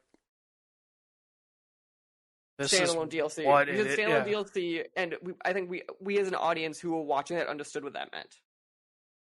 Well, and so, okay, this is standalone DLC. Does that mean Spider-Man is coming to the PS5? Well, PS4 is playable on PS5. Yeah. But is there going to be an enhanced Spider-Man for the PS5? Like, we don't know. That's the record not tied as announcement. This is the problem was. So this by itself, the announcement was we have a Spider-Man medium-sized thing, probably around $40, $50, coming about basically on launch. Looks like maybe a couple weeks later, called Spider-Man Miles Morales. So you're playing a Miles story post when Spider-Man ended, which they set it up beautifully during that DLC, obviously. yeah. What will be interesting to me is because you did all of the setting up during the DLC. Did they? You did a lot of it. You did a lot of that setup. Well, they show that Miles has the abilities at the end. But Miles, like, learning to be Spider-Man was the DLC. It was one of them. Okay, but like, because there were three DLCs. Yeah, but okay, the point is, though, you're making a point of showing that during then. So when you cut to this game, then, how far is a time jump are we talking? Yeah, it seems like maybe a year or two. Yeah, okay. Next thing is we have is Ratchet and Clank Rift Apart, which I'm a big Ratchet and Clank fan. I think it looked really cool. And Digital Foundry did a report looking at that, being like, yeah, no, this thing is bonkers on the back end. The idea looks cool, but it's really hard. Not a Ratchet and Clank fan. Right, and also that stream was buffering, so. I really want to see this presentation. Like, I want the. There's a 4K one out on YouTube now. You can see they put a post up version. Well, but even YouTube 4K compression is Yeah, shitty. And so much of this, like, not necessarily the games, but a lot of the, like, bumpers in between games had, like, crazy effects and stuff like that just got destroyed by compression. Mm-hmm. Yeah. For that good list I'm going through is the pleasure bug list. So we're getting to the indies at the end. I know it's not going in the direct order. The next thing was we found about Horizon Forbidden West, which is the sequel. Which was clarified. This is the sequel to Horizon Zero Dawn, Yeah, they said not that a in the standalone DLC. Okay, I want to clarify. presentation. After the Spider-Man thing, someone's aware. Not a standalone DLC. I don't think we had a year on this one even though. So realistically, we're probably looking at 2021. Otherwise, after that, we had AJ's probable favorite, which is Gran Turismo 7. It looked okay. You said something you were excited because it went back to the UI being like 4 and 3. Oh yeah, the UI and it's more of Gran Turismo 6 was kind of the same way, but GT Sport was very much a trying to be a console iRacing, I guess is the best way to describe it. Mm-hmm. And a lot of the fun for me of Gran Turismo was kind of the crazy things that you could do. Like driving, three-wheeled cars around the Nürburgring or something like that. And it looks to be kind of back to those original. Mm-hmm. But of all the games that they showed, Gran Turismo 7 is probably the best looking. Mm-hmm. Oh yeah, probably. Not even probably. I think it's the best looking game that they showed. Really? Yeah. Hmm. And racing games benefit so much from ray tracing and not just ray tracing light, but ray tracing audio and things that you can do with that. It just Mm-hmm. Yeah. After that, they announced Demon Souls remake from Bluepoint and Japan Studios, which that has been the most open secret the industry has had in the last 5 years, I feel like. What's interesting, though, is because the rumor has been they're buying them, they didn't say anything about buying Bluepoint. no. I also am shocked, because as we'll get to, they didn't announce any acquisitions during this, and I was almost really, I had a hunch that, I just felt like the time if you were going to would have been. Well, they're not Xbox that's like, hey, we bought these 18 studios. The Insom was a good example. They bought a studio recently. But, yeah, I guess, they don't have a section of their E3 press conference every year dedicated to, here's all the studios we purchased. This is true. Okay, so on to the indies side of things. I'm going to go through this list. So there's obviously Bug Snacks from Young Horses. There was, which I think both of us intrigued by. There was Goodbye Volcano High from Co-op, which I thought looked cool as fuck. Was that the one that I said looks like a Miyazaki game? I think so. It was all the dinosaurs and stuff going through high school with Yeah. the song playing. Yeah. No, let me pull up our text chain, because one of them I said looks like a Miyazaki film. No, was that Project Athea? There's a few. Okay, let's see. Let's go back to the beginning. I think so. This is it's like this reminds me of Persona meets no, it reminds me of Ni no Kuni in a lot of ways, the way it looks. Spider-Man launch with the best so I guessed that Spider-Man is going to be a launch game. Yeah. It is going to have one of the best soundtracks. Mm-hmm. Because they've got the Into the Spider-Verse suit in it. So the soundtrack for that was amazing. So I imagine they're just going to pull kind of from that. And, if we're being honest, Miles Morales seems like such a cool dude compared to Peter Parker. Oh, I thought that was his whole shtick, has always been. You can just see Peter Parker listening to, Beach Boys unironically and, kind of soft rock stuff. Whereas Miles Morales is definitely much more modern songs and soundtrack. That'll be fun. Said launch surprised me kinda, which it didn't uber surprise me because I kept saying before I thought it was possible. It's one of those that actually went forward with it. we talked about GT7, Ratchet, Annapurna. Roller, Housemark, Death Stranding, Big Planet. I talked about how the new PlayStation Studios logo looks amazing. Where did I call it? I called it the box was going to be white like halfway through. You did. I think this is the game that you thought that about. Okay, I'm gonna jump to the next one while you do this. Arena War cartoon style. Not gonna lie, this game from Ember Labs looks like How to Train Your Dragon. Yeah, we'll get to that in a second. Is this Night School Games Miyazaki game ? Some my shit. Yes, PT yes, Dub, yes. co-op. Yeah, this is that one. Yeah. Okay, so Jet the Far Shore is the next one. Then there was Kenna Bridge of Spirits, which is the Ember Labs game. Little Devil Inside from Neo Stream Interactive. Oddworld Soulstorm, which we've been known about this game for a while. We have not seen anything about it, so I was excited we actually have stuff for it. The Pathless from Giant Squid and Annapurna. This is the Annapurna section now. Stray from Blue 12 and Annapurna, and then Solar Ash from Heart Machine and Annapurna. On the third-party game section, this is where it gets weird. Are you ready for this is what's weird as hell? So we said GTA 5, Ghostwire Tokyo, and Deathloop, which are the two Bethesda game studios there. I don't know if you caught this. They're console exclusives. I didn't see anything about exclusive. I thought Ghostwire was on the Xbox stage. No. So they're on their launch window, they're exclusive to PS5 for a year, both Ghostwire and Deathloop. They will be on PC also, but they are not going to be on other consoles for the first year. Man, if you're Phil Spencer, how shafted do you like? Also, last E3, you had Ghostwire on stage. Right? Kind of promoting that it might be not necessarily Xbox exclusive. I thought you'd have like a partnership or whatever, because Bethesda's always been relatively close to Microsoft. That's what's shocking to me is like, we've been relatively recently, like beyond that in games where we haven't been doing that as much. So I find that interesting. Also, then they said Godfall is PS5 and PC launch exclusive also.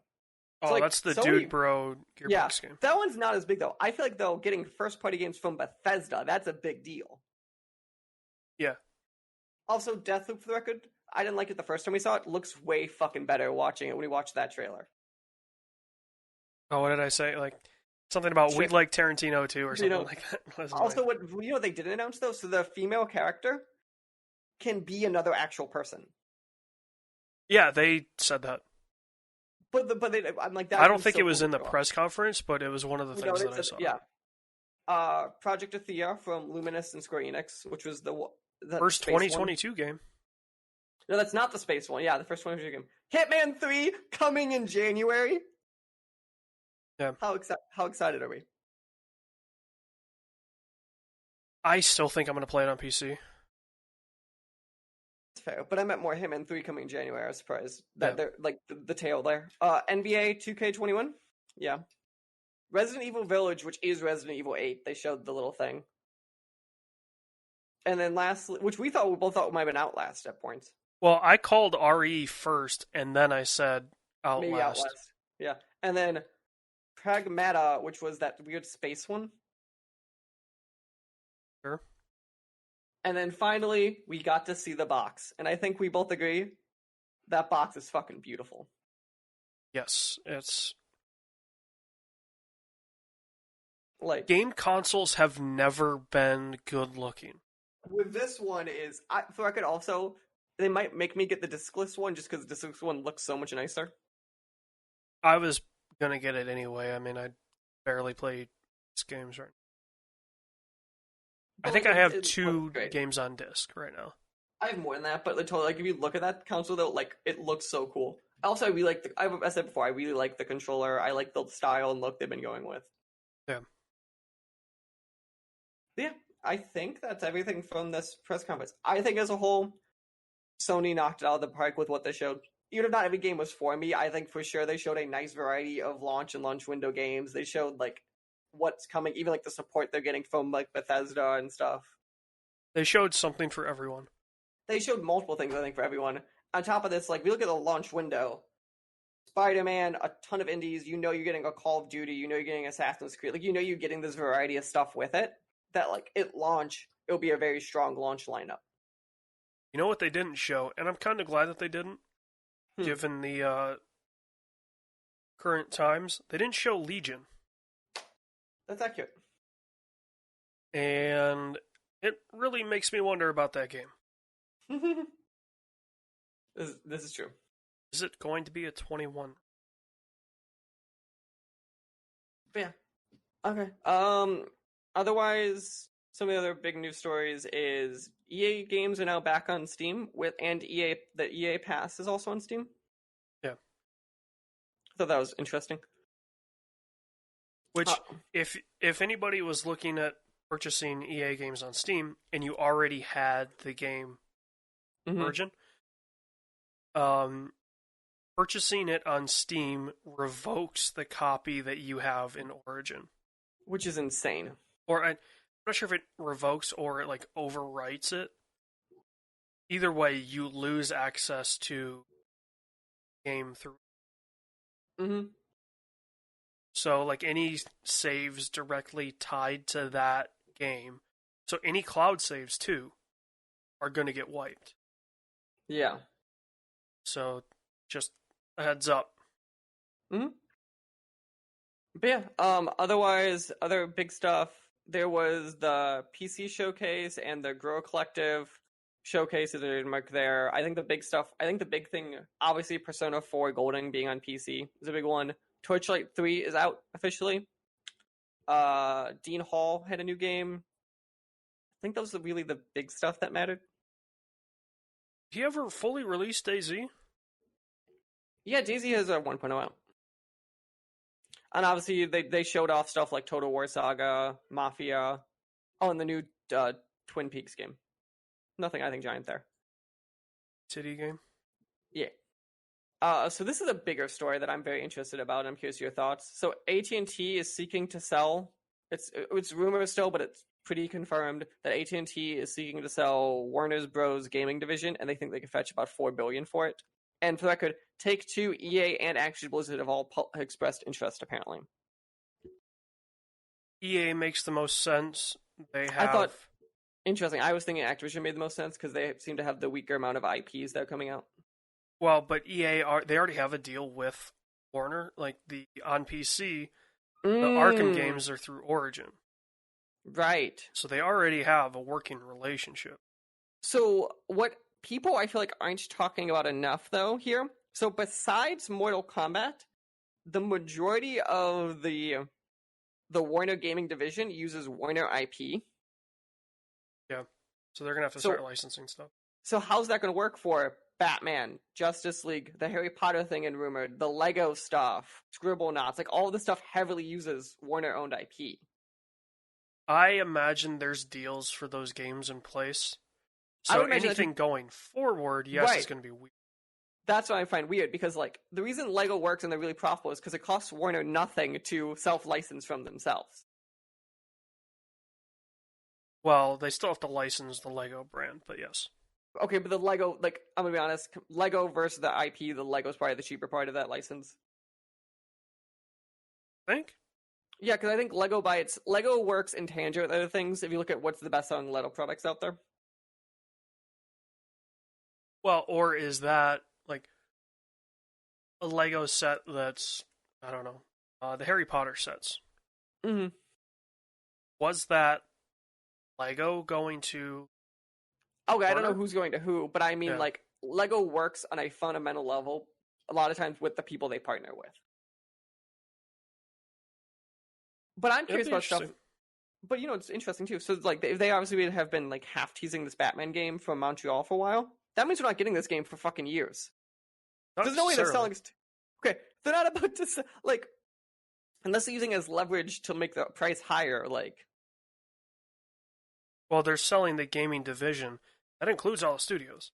I know that, but on a fundamental level, I find it interesting that like they're trying to oust it when like they've been teasing this game. But Warner hasn't been teasing it, right? It's been... Okay, but they've had to have permission. Like, at a certain point, like, I know the chain stops at a certain point, but, like, studios aren't just teasing stuff because they feel like it. People in the publisher side are approving this. Oh, absolutely. But, you know, does Warner really care? Like, Yeah, that's do they possible. care that they're teasing their next game? Like, probably not. Hmm. Okay. Final news story I thought was interesting. So there was on Twitter, there've been this for journalism too, but the thing that started was there was this hashtag trending the other week called Game Dev Paid Me. And I feel personally, and maybe you'll tell me I'm wrong, AJ, there are a lot of game studios out there who, for what they make and where they make it, need to up those salaries a bit. Yeah, I feel like that was the sentiment. So, like, their example. So, like, I think what we saw, any of the big tech companies, I think, like, you could tell, like, when it was very interesting watching an Activision salary versus a Microsoft salary or a Riot salary, because you saw a fundamental difference there. Like, Riot and Microsoft, as soon as you go, oh no, they treat their employees right, it looked like. Well, and it's also like there's a difference between treating people right and Mm-hmm. understanding that we just don't have the equity to do some of this stuff. But, like, Activision does. But they don't have Microsoft money. They don't have Riot money. Like, That's true. I also find it interesting that, like, it looks like Riot salaries are like high hundreds in the same time where, like, if you were down the street in like Santa Monica and Activision, you were making like 75 for the same jobs, it looked like. Also, other thing too is it looks like Sony pays shockingly well for PlayStation being their entire profit margin. you say that, but we've talked about this before. Everyone forgets about Sony Pictures and Sony Music. No, that's true. But I'm looking from when I pay my workers' point of view, it's coming out of the PlayStation part of Sony. Oh yeah, from Game Dev, yeah. Yes, that's what I'm like. Yes, but like at a fun level, I'm looking where my salary is coming from. I'm not using the salary from PlayStation Music. No, because like it's looking at design. Sucker Punch is paying designer here. I'm looking at the trend had a 92K salary, and it doesn't look like it's a senior designer. It looks like it's a normal level designer. Which even though sales expensive, that's a level of like, oh, that sounds like a reasonable salary. It doesn't sound like it's not the same as there was. So the example is. So Becca is someone I went to school with. Becca Halstead on Twitter is a relatively famous game dev. And they made $52K a year working on Blizzard on WoW, like, in Los Angeles. Like, that there was which I've known, actually, their salary for a while. They were very open about it. But yeah, it's a very much of, like, yeah, like, it's absurd. Or... I find it interesting of like stuff like Warner Brother has like active NDAs for current employees and stuff. which makes sense. It's very interesting though because like not every like a lot of studios feel like they didn't. I think the Warner thing is more tied into like you're never gonna see this for stuff Mm-hmm. because a lot of it's union stuff, and they're never gonna discuss union rates Mm-hmm. publicly. Like, if you know people, you know union rates, Mm-hmm. and some of these people making movies making a shit ton more than these people are. That's true. I also find it interesting the disparity of like a U.S. salary. Like I knew that always like U.S. salaries are a lot higher than the rest of the world, and obviously there's reasons why. But it's interesting of like when you look those numbers next to each other, I forget how much higher. Yeah. Like even compared to Canada, our salaries are so much higher. Well, but you're also looking at salaries in cities that the cost of living is so exorbitant that No, and I understand why. It's just interesting of just because of that. Yeah. But yeah, I just thought it was interesting. If you want to check it out, it is #GameDevPaidMe. I think it's a very interesting trend of what's happening. And if you're really bored, look up the one with how little journalists make in the games industry. On a broader level speaking. Obviously, there are exceptions to that one too. look up the journalism one and then look at how many people were making so little in San Francisco. Yeah, there are people who are like, I've never made over 45K, and I'm like, how do you literally live? Like, do you have 10 roommates? They have at least 2 or 3, I know that. Because, like, there are parts of the country I could live on 45K, relatively speaking, right? San Francisco is not one of those parts in the country. You could live like a king on 45 a year in probably 80% of the country. I'm not like a king. I think I could live comfortably, or at least semi-comfortably. Well, by that I mean like you would Like have a house, I could have land, and I could have a small house or a one-bedroom apartment. I could have like these like and be relatively fine with money in a lot of this country. Yeah. But yeah, San Francisco is not one of those places. San Francisco, that could be my rent for a one-bedroom. well, that would be I've seen one-bedrooms go for like $2,000 or $3,000 in San Francisco. So maybe not 45 a quite. year would 3,800 a month. Yeah, but you come for taxes. Yeah. 45,000 a year. I'm going to say times 0.8 for tax purposes is 36,000. Less than that, and But that's the whole point. Like you're looking at take home is 36,000. Like that could be your rent basically, and some food. yeah. Jesus. But also a lot of it's interesting because it is on a fundamental level. It's a lot of these sites. Like obviously, like every big site has some names in them. But how many people do we not know that work at all these sites too? Is what are usually the people you're talking about. Well, and I think I texted you something like these sites don't care. Like, oh yeah. They're going to pay these people as little as possible because I get taking it. Yeah, I get to work at IGN or GameSpot or whatever.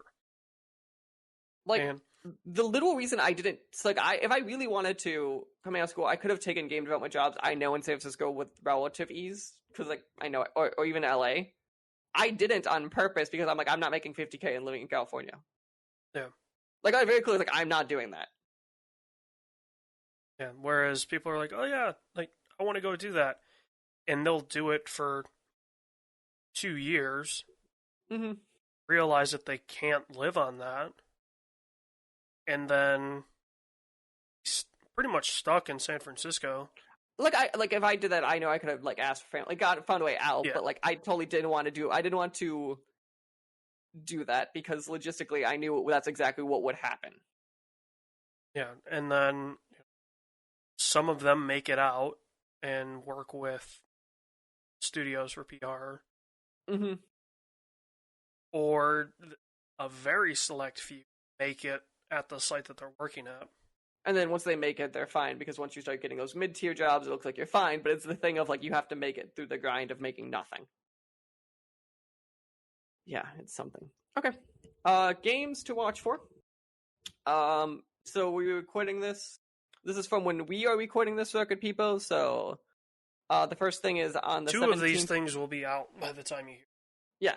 On Wednesday, so 2 days before you hear this, the first Pokemon Sword and Shield DLC comes out. On Friday, as this release, Last of Us Part 2 comes out, which apparently sounds like might be the game of the generation, which I don't think anyone's that shocked about. So, in other words, if you hop on a PlayStation as this airs, Mike and I will be neck deep in Last of Us. Yeah. Iron Man VR comes out on July 3rd, which I still think means Sony is trying to tank this game, because why are you releasing it during 4th of July weekend? I have no clue. They're just trying to get it out. Move it a weekend up or below. Bad weekend. John Drake's just like, I just want to be done with this. No, John Drake works at Disney, remember? I thought he was doing this. No, John Drake. I thought John Drake took the job. I thought it was Disney. Oh, Vignacchi was at Disney and then went to Nintendo. Right, John Drake. John Drake is VP of Games at Disney. Oh, then he did switch over. But he was leading this Iron Man VR yeah, thing. he was. He thought like that. He was. I just knew. I remember because that was why the whole like stuff happened. I remember that. I did remember that one though. Oh, the E3 stuff can't happen? Yeah, because he made that a was comment. Vignacchi going to Nintendo. That's true. No, but remember there was an E3 comment like right now where he made a comment for the PlayStation thing, being like, he's like, I was there 6 months ago when I saw this started to happen, because he didn't know what it was going to end up looking like. Oh, yeah.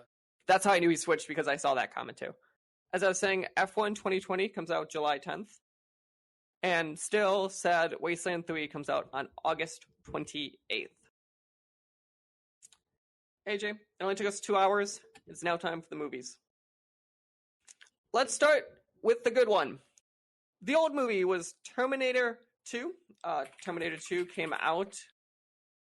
Terminator 2 Judgment Day came out on 1991, July 3rd, 1991. It was a 4th of July weekend flick. Its budget was approximately $100 million, and its box office was approximately $520 million. Obviously, this is one of the highest rated action films of all time. It has a very strong legacy behind it. What do you think of this film? I mean, in a way, Terminator 2 kicked off an entire genre of these kind of like realistic sci-fi action movies. Yeah, it's definitely like the peak, probably around the peak of Schwarzenegger's career. Yeah. Which, if we're being honest, Schwarzenegger had a very, very fast peak. Yeah. And he's been like just riding the coattails ever since. Because he had a lot of movies very quickly together that were insane. Yeah. That's why. Like it's not like saying this was his sole peak. It's just because he had a lot of them all at once, so he got like, such a high. For 6 years, I think he was action movie. Yeah. And then after that, man, like he seems like a great guy, but he's just been doing sequels to stuff like, and it's just like, at what point do you just say I'm good and step away? So yeah, I stick with personally that Terminator 2 Judgment Day it's one of my favorites, and I think it's one of the best action films ever made. I'd put it low top 10. Really? Like bottom third. But you don't think by any stretch this is a bad at all? No, this is a top 10 action movie of all time.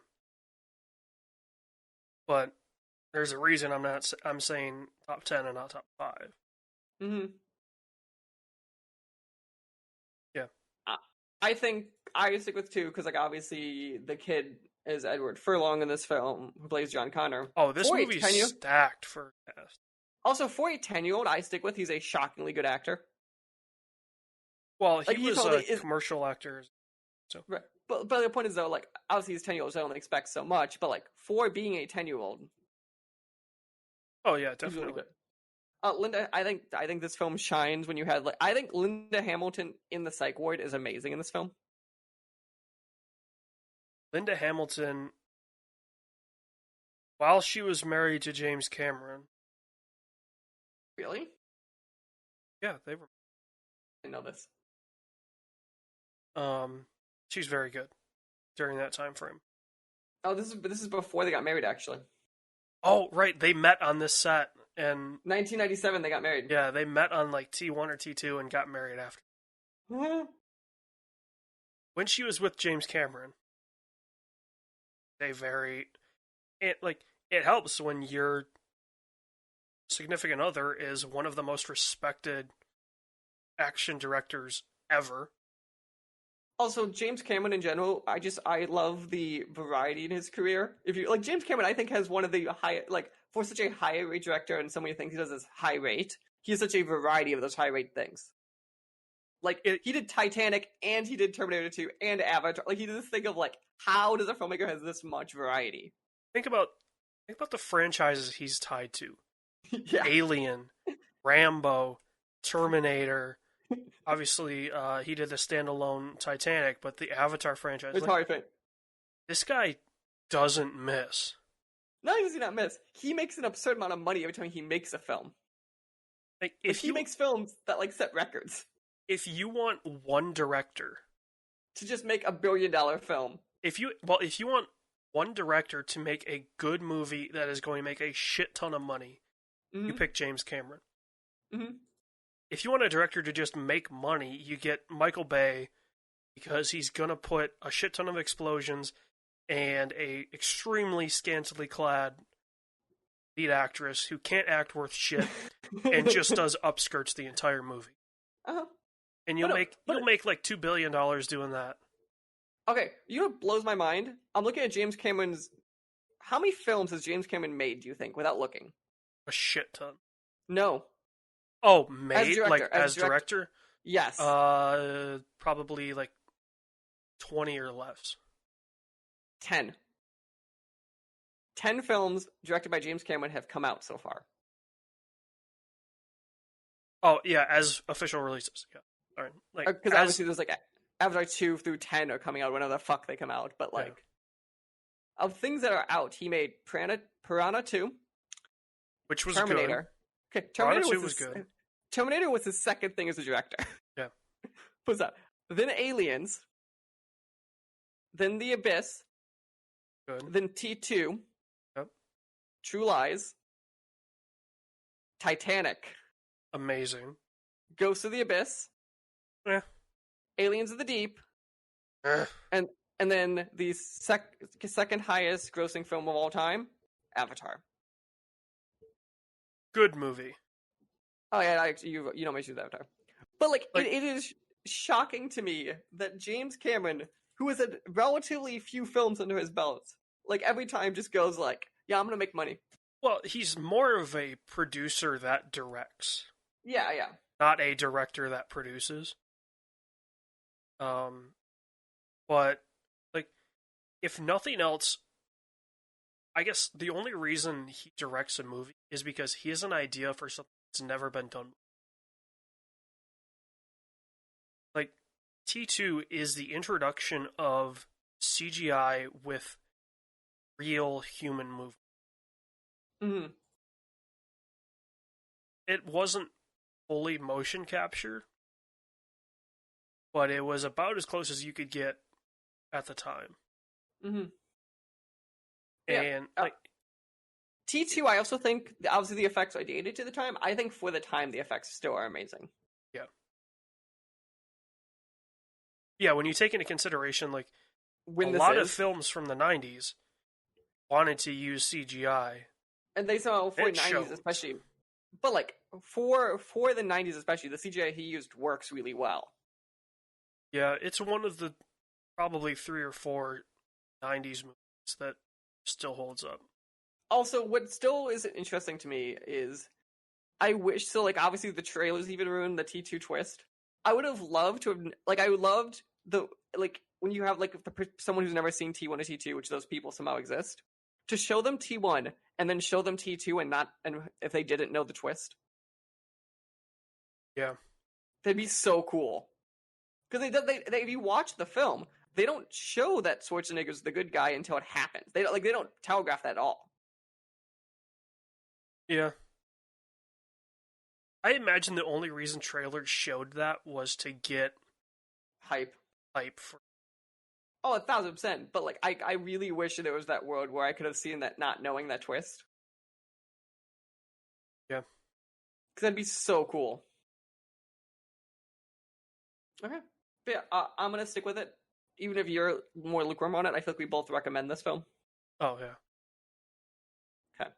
Of the two, this is the one that I recommend. This is actually, in general, films we've seen, I recommend this film. Probably one of the stronger things. Terminator Dark Fate. So one of the things as we'll get into this film is I watched the trailer before I watched the film just to remind me like the hype of that trailer. What I appreciate is the film does the thing where like it's it's like normal trailer introduction. Cuts to Linda Hamilton appearing, and then it just cuts to black. Text appears on the screen and goes, and the return of the legendary James Cameron is how like it does its whole shtick. Well, so here's the funny thing. This is the return of Linda and James. Like, they had not worked together since they got divorced. So, like, that's why, obviously, James didn't direct this. Jim Cameron didn't direct this. Tim Miller directed this, which is Deadpool. Yeah, and him coming back and Linda Hamilton being attached to the movie is like, okay, something's up. Mm-hmm. Either somebody wrote a big enough check, or they're cool with each other, or something. Something, yeah. Because it is shocking that they got to work together then. So initially, the thing I really like the intro of this film, which was you go back to like a little bit after T2, and this is when Sarah Connor and John is there and John gets killed. John gets murked. Like it's I think it's a really cool intro. Yeah. And it just feels like somehow that it feels just right. It's like the stuff's kind of calm, like they solved the world, and then all of a sudden, poof. More sequels need to be like that. Like, the tension of the first one is resolved and everything's great. And, our main character is alive and happy and everything's looking good. And then, like, within the first 5 minutes of the sequel, that needs to change. Mm-hmm. Like, there are far too many sequels that, like, all of a sudden the main character is basically invincible. Mm-hmm. Like, there needs to be movies that do. Mm-hmm. And it's just awesome when movies do, because it's something different. And obviously, I'm not saying directors go out and make all of your movies like that, because then we'll be looking forward to this happening, yeah. the reverse happening of now we want characters to survive. Mm-hmm. But yeah, so what's also, so that obviously happens, and then you cut to Mexico City where the intro of the film takes place. Also, can we just say, God damn Linda Hamilton? Yeah. Like, holy shit. There was a quote, though, that, like, she was in too good a shape, is what she said. Like, that's accurate. Yeah. Like, good on her. Like, she could have easily just gone off and done her own thing and basically retired on, Terminator residuals. But no. No, she stayed in shape. She's movies. She's it's great. She had some work done. That's true.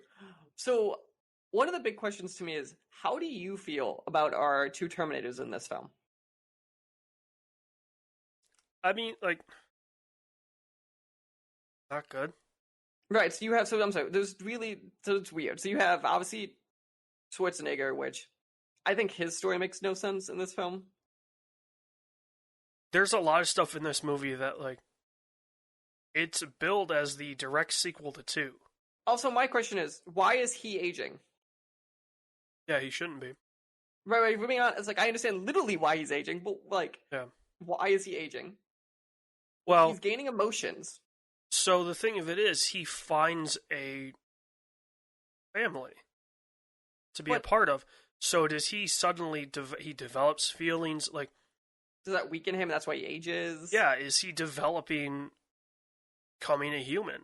Okay, then that's a plot we should have focused on. I think that would be a cool plot if all of a sudden, like, there really is Terminators among us. Well, and so, like, that's the like. These movies kind of raise the existential question of AIs of, like, will they eventually develop to be and act like humans and kind of program themselves to die? The issue is, though, this film could have asked that question. I feel like it didn't. Oh, absolutely. And that's more of, like, that question's more of, in the real world, these AIs that are kind of creating themselves at this point, are they going to start developing, as we get more and more of a humanistic AI, are they going to develop lifespans?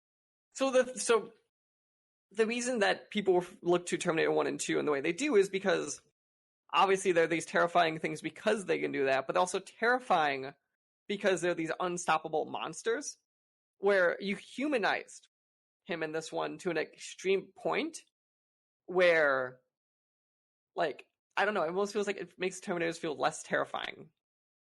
At least the original Terminator. Yes. So then the next Terminator to talk about is Gabriel Luna is the Rev 9 unit. Yeah. So he, I think, actually is pretty cool. The issue I kind of have with him in some level is I still am a little weird about the whole. So obviously he could separate himself into the exoskeleton and his transform unit. Yeah. What is weird to me about that is, like, obviously he has less power when he's separated, but it feels like he's still so powerful it doesn't matter. there's a power imbalance in the Terminator. Like in the canon of Terminator, the Terminators are so strong That it doesn't matter that you're weaker when you separate. right. A human should not be able to beat them. Like, I don't care what funny business they pull. Terminators Like, are effectively invincible. like Schwarzenegger should be able to hold his own at least for a couple hits against him because like it'd like if me and you were in a fight, you would beat me, but you wouldn't beat me in one hit. It'd be that kind of idea of like Schwarzenegger by himself should be able to hold his own for a little bit against him, but should lose eventually. I mean, what, you don't think I could just one hit you? I don't think you could kill me in one hit, and that was the Oh, goal. kill? No. That's what I mean. I could probably That's what put I you mean. out in one hit, but Right, but the goal was kill. The goal Yeah. there is kill. yeah. I think that's the you should look at what is the difference between normal humans in that way. Yeah. Normal two really fit humans, because it's not like Schwarzenegger like is a twig either. Like you have to look at like that what the difference would be. And then our other not Terminator is the cyborg. I think she's technically she's a cyborg. Kenzie Davis. Grace. Yeah, Mackenzie Davis is a cyborg Grace, and I think she's fine. I don't love her. I mean, as a character, no. Like, we want to talk about Mackenzie Davis as a person. She Sure, that's seems fine. amazing. She looks amazing. Like, But I am much more appreciative of a Mackenzie Davis or a what's the other one from Blade Runner? Why can't I think of her name? Anna Darmus. Yeah. Like, real is a weird word to use, but like a real person over the Michael Bay overly sexualized characters. No, and that was not my concern. It's more of a. So now we get into the ranting part of the film. So the other main character in this film, there's some characters throughout, but is Natalie Reyes as Danny. Well, and so as a Mackenzie Davis is not the right pick for this because you cannot picture her as a cyborg soldier. If you want somebody, if you want a female actress, it's a weird way to say that. If you want an actress that is like, you can totally picture her as a cyborg soldier, go get Gina Carano. She's not making movies right now. No, like there are actually better people. Or 10 years ago we would have chosen Michelle Rodriguez, for example. Like, you could take Gina Carano, who legitimately could kill you, and put her as a cyber soldier, and she just would fit better. So, on this Danny thing, though, so one of the big things is, obviously in the past films, Linda Hamilton was the mother of the savior, where in this film, she is the savior. What I don't like about her, I don't mind that, like, she's the savior in the future. That's not what upsets me. It's, in this film, she becomes, I feel like, that wartime leader way too quickly. Well, I guess the thing of it is, people would have known the Connor name post 2. So, like, that's kind of one of those situations where, like, okay, you kind of have to think of, maybe they don't cover it in the movie, but time has passed. People know who the Connors are, so she could be seen as a leader maybe a little quicker than but she's not just a Connor. anybody else. But she's not a Connor. Oh, no, Danny, yeah. No. This is Danny. So one of the issues... sorry, I thought you were talking about Sarah Connor. Danny. I was like... Yeah, no, Danny, my issue is in the film, Danny grew into that wartime leader way too quick. Yeah. And then here's the thing that we were talking about before we started recording. So, we obviously had Skynet in the original Terminators. This film... Which, it's hilarious that Skynet is a real thing now. This is true, too. Yeah. But... So this film introduces you to not Skynet. Which my problem shouldn't exist. Right. So here's the problem. On a fundamental level, at the end of T2, and the other films obviously just time loop a bit, we killed everything, including the guy who had invented it would be dead. To me, if you wanted to say, here's how Nascar had happened, very simple. They found a piece of his shit, but they left no documentation for it, so they named it something different. That would have explained it. Instead, they're just saying it's inevitable, here's a different name. If it's inevitable, don't change the name because it just feels like you're knocking yourself off. Or if you're going to say it's inevitable that Skynet would have been created, have it be a DoD project or a DARPA project or something like that. Like that would make sense. Have it connected to a different Terminator came back in time and the DoD got him. Yeah, and they reverse engineered it. That would make sense. Yeah, which is weird because like it feels like Dark Fate was very much a movie that was designed to retcon a lot of the bullshit. But they didn't. They made more bullshit. Yeah. The one place that they could have solved so many problems, they didn't. Mm-hmm.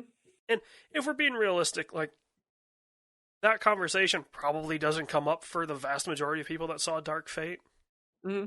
Of like, how could it exist? They killed the guy that made Skynet. Like, there's probably not a lot of people that are thinking about that. Mm-hmm. So we're definitely getting into the weeds of nitpicking. Like, and I agree, but the whole thing this was advertised as that we fixed Terminator. Yeah. Well,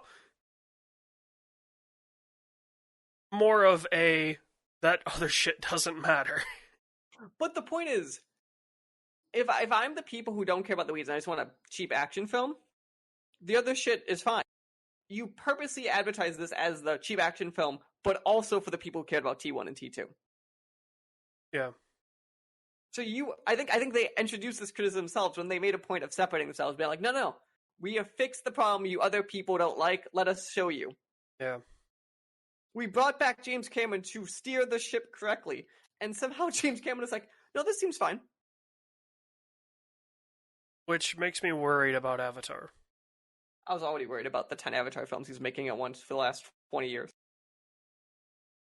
Because there's a way to make a sequel to that movie that is focused more on the Na'vi and Jake Sully being a Na'vi, potentially fending off whoever the company was, like another one of those. Mm-hmm. But also, if the Avatar sequels are like 2 hours instead of almost 3, I'm fine with there being 2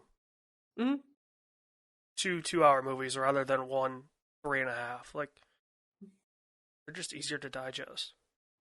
The comment I will give this film though, I think from a canon point of view, I don't like Carl as a character, but from an actual, if I just don't think about it from a funny character point of view. Sorry, you're saying it wrong. I'm sorry, how do you say it? Anytime there's a character named Carl, in any Carl. sort of media, it's Coral.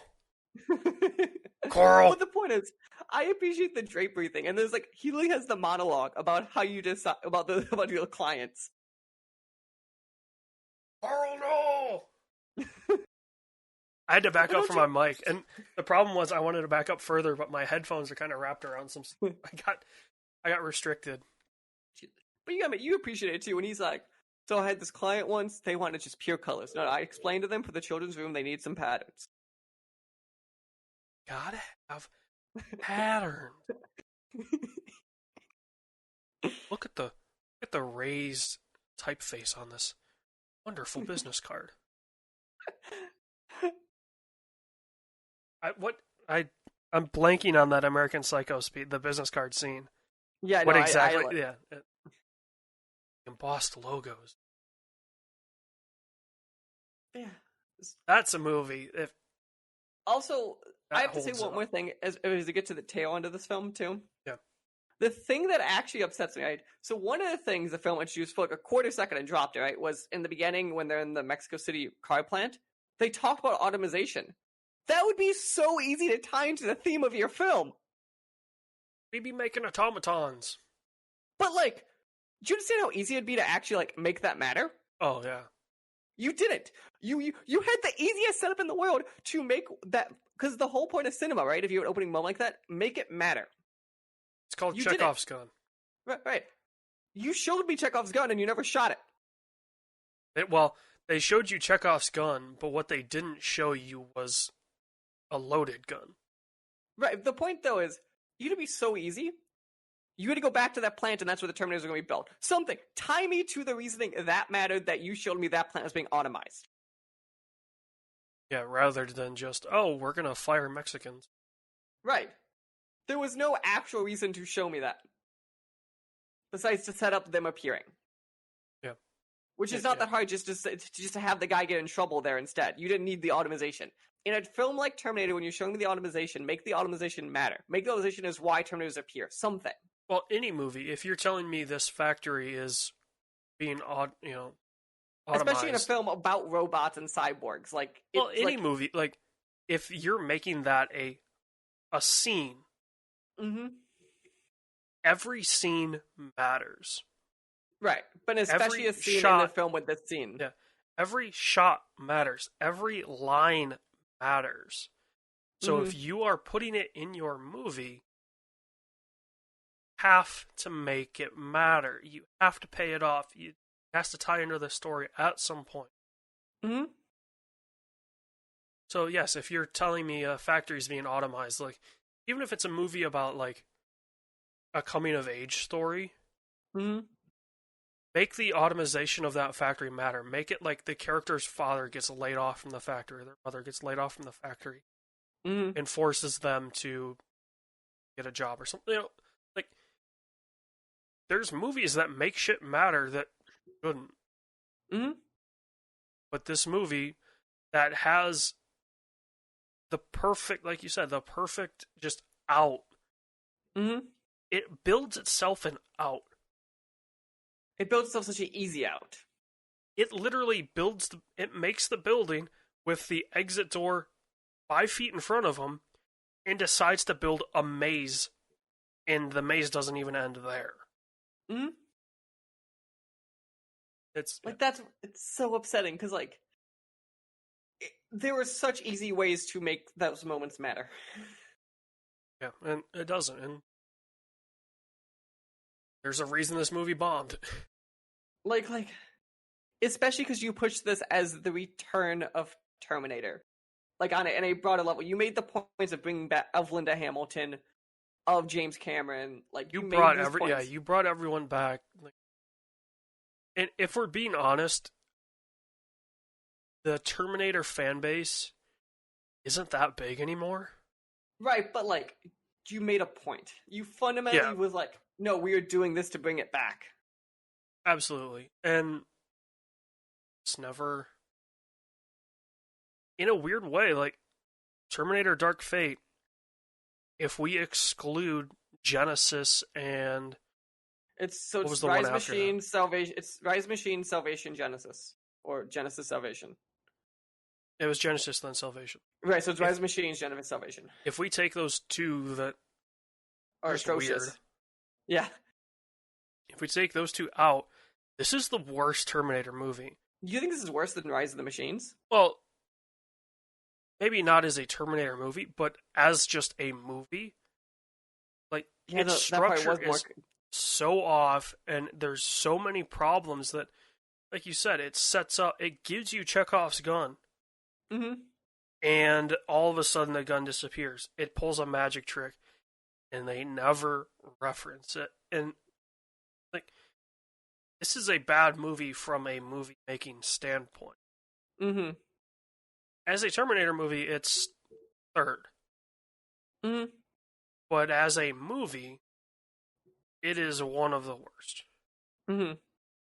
If not the worst of the just Coke Dream Terminator.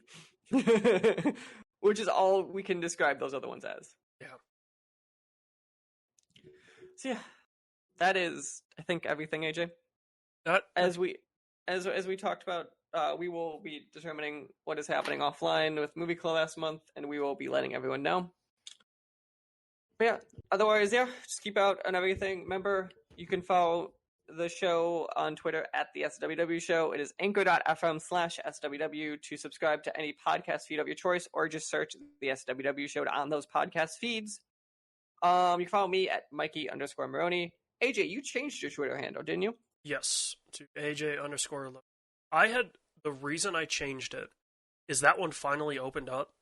I have, for the past 6 years, have been trying to just get AJ Losi. So then I have that for Twitter and Instagram.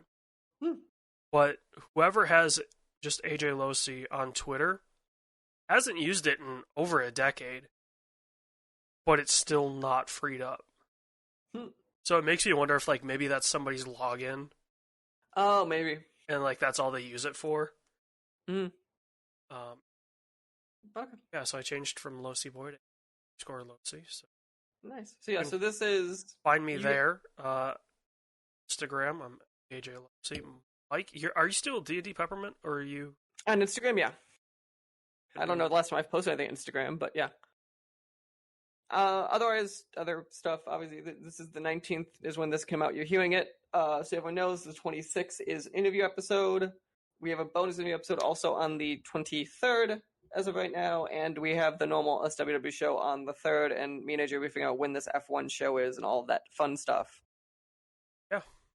Okay, AJ, anything else to the people? Or are we going to say goodbye after this normally length show? I think that's it. Have fun with Last of Us. Mm-hmm. Last of Us, I'm putting a memoriam on spoiling it for like a long time, by the way, people, so no one be spoiling it. Yeah. Who knows? Maybe we'll sit down and record something and then release that once our memorandum is up. But also, if we're recording a thing, we'll just warn everyone too. I meant more in general of. Oh yeah, if I see shit on Twitter, like that's an insta block. That's what I meant, not.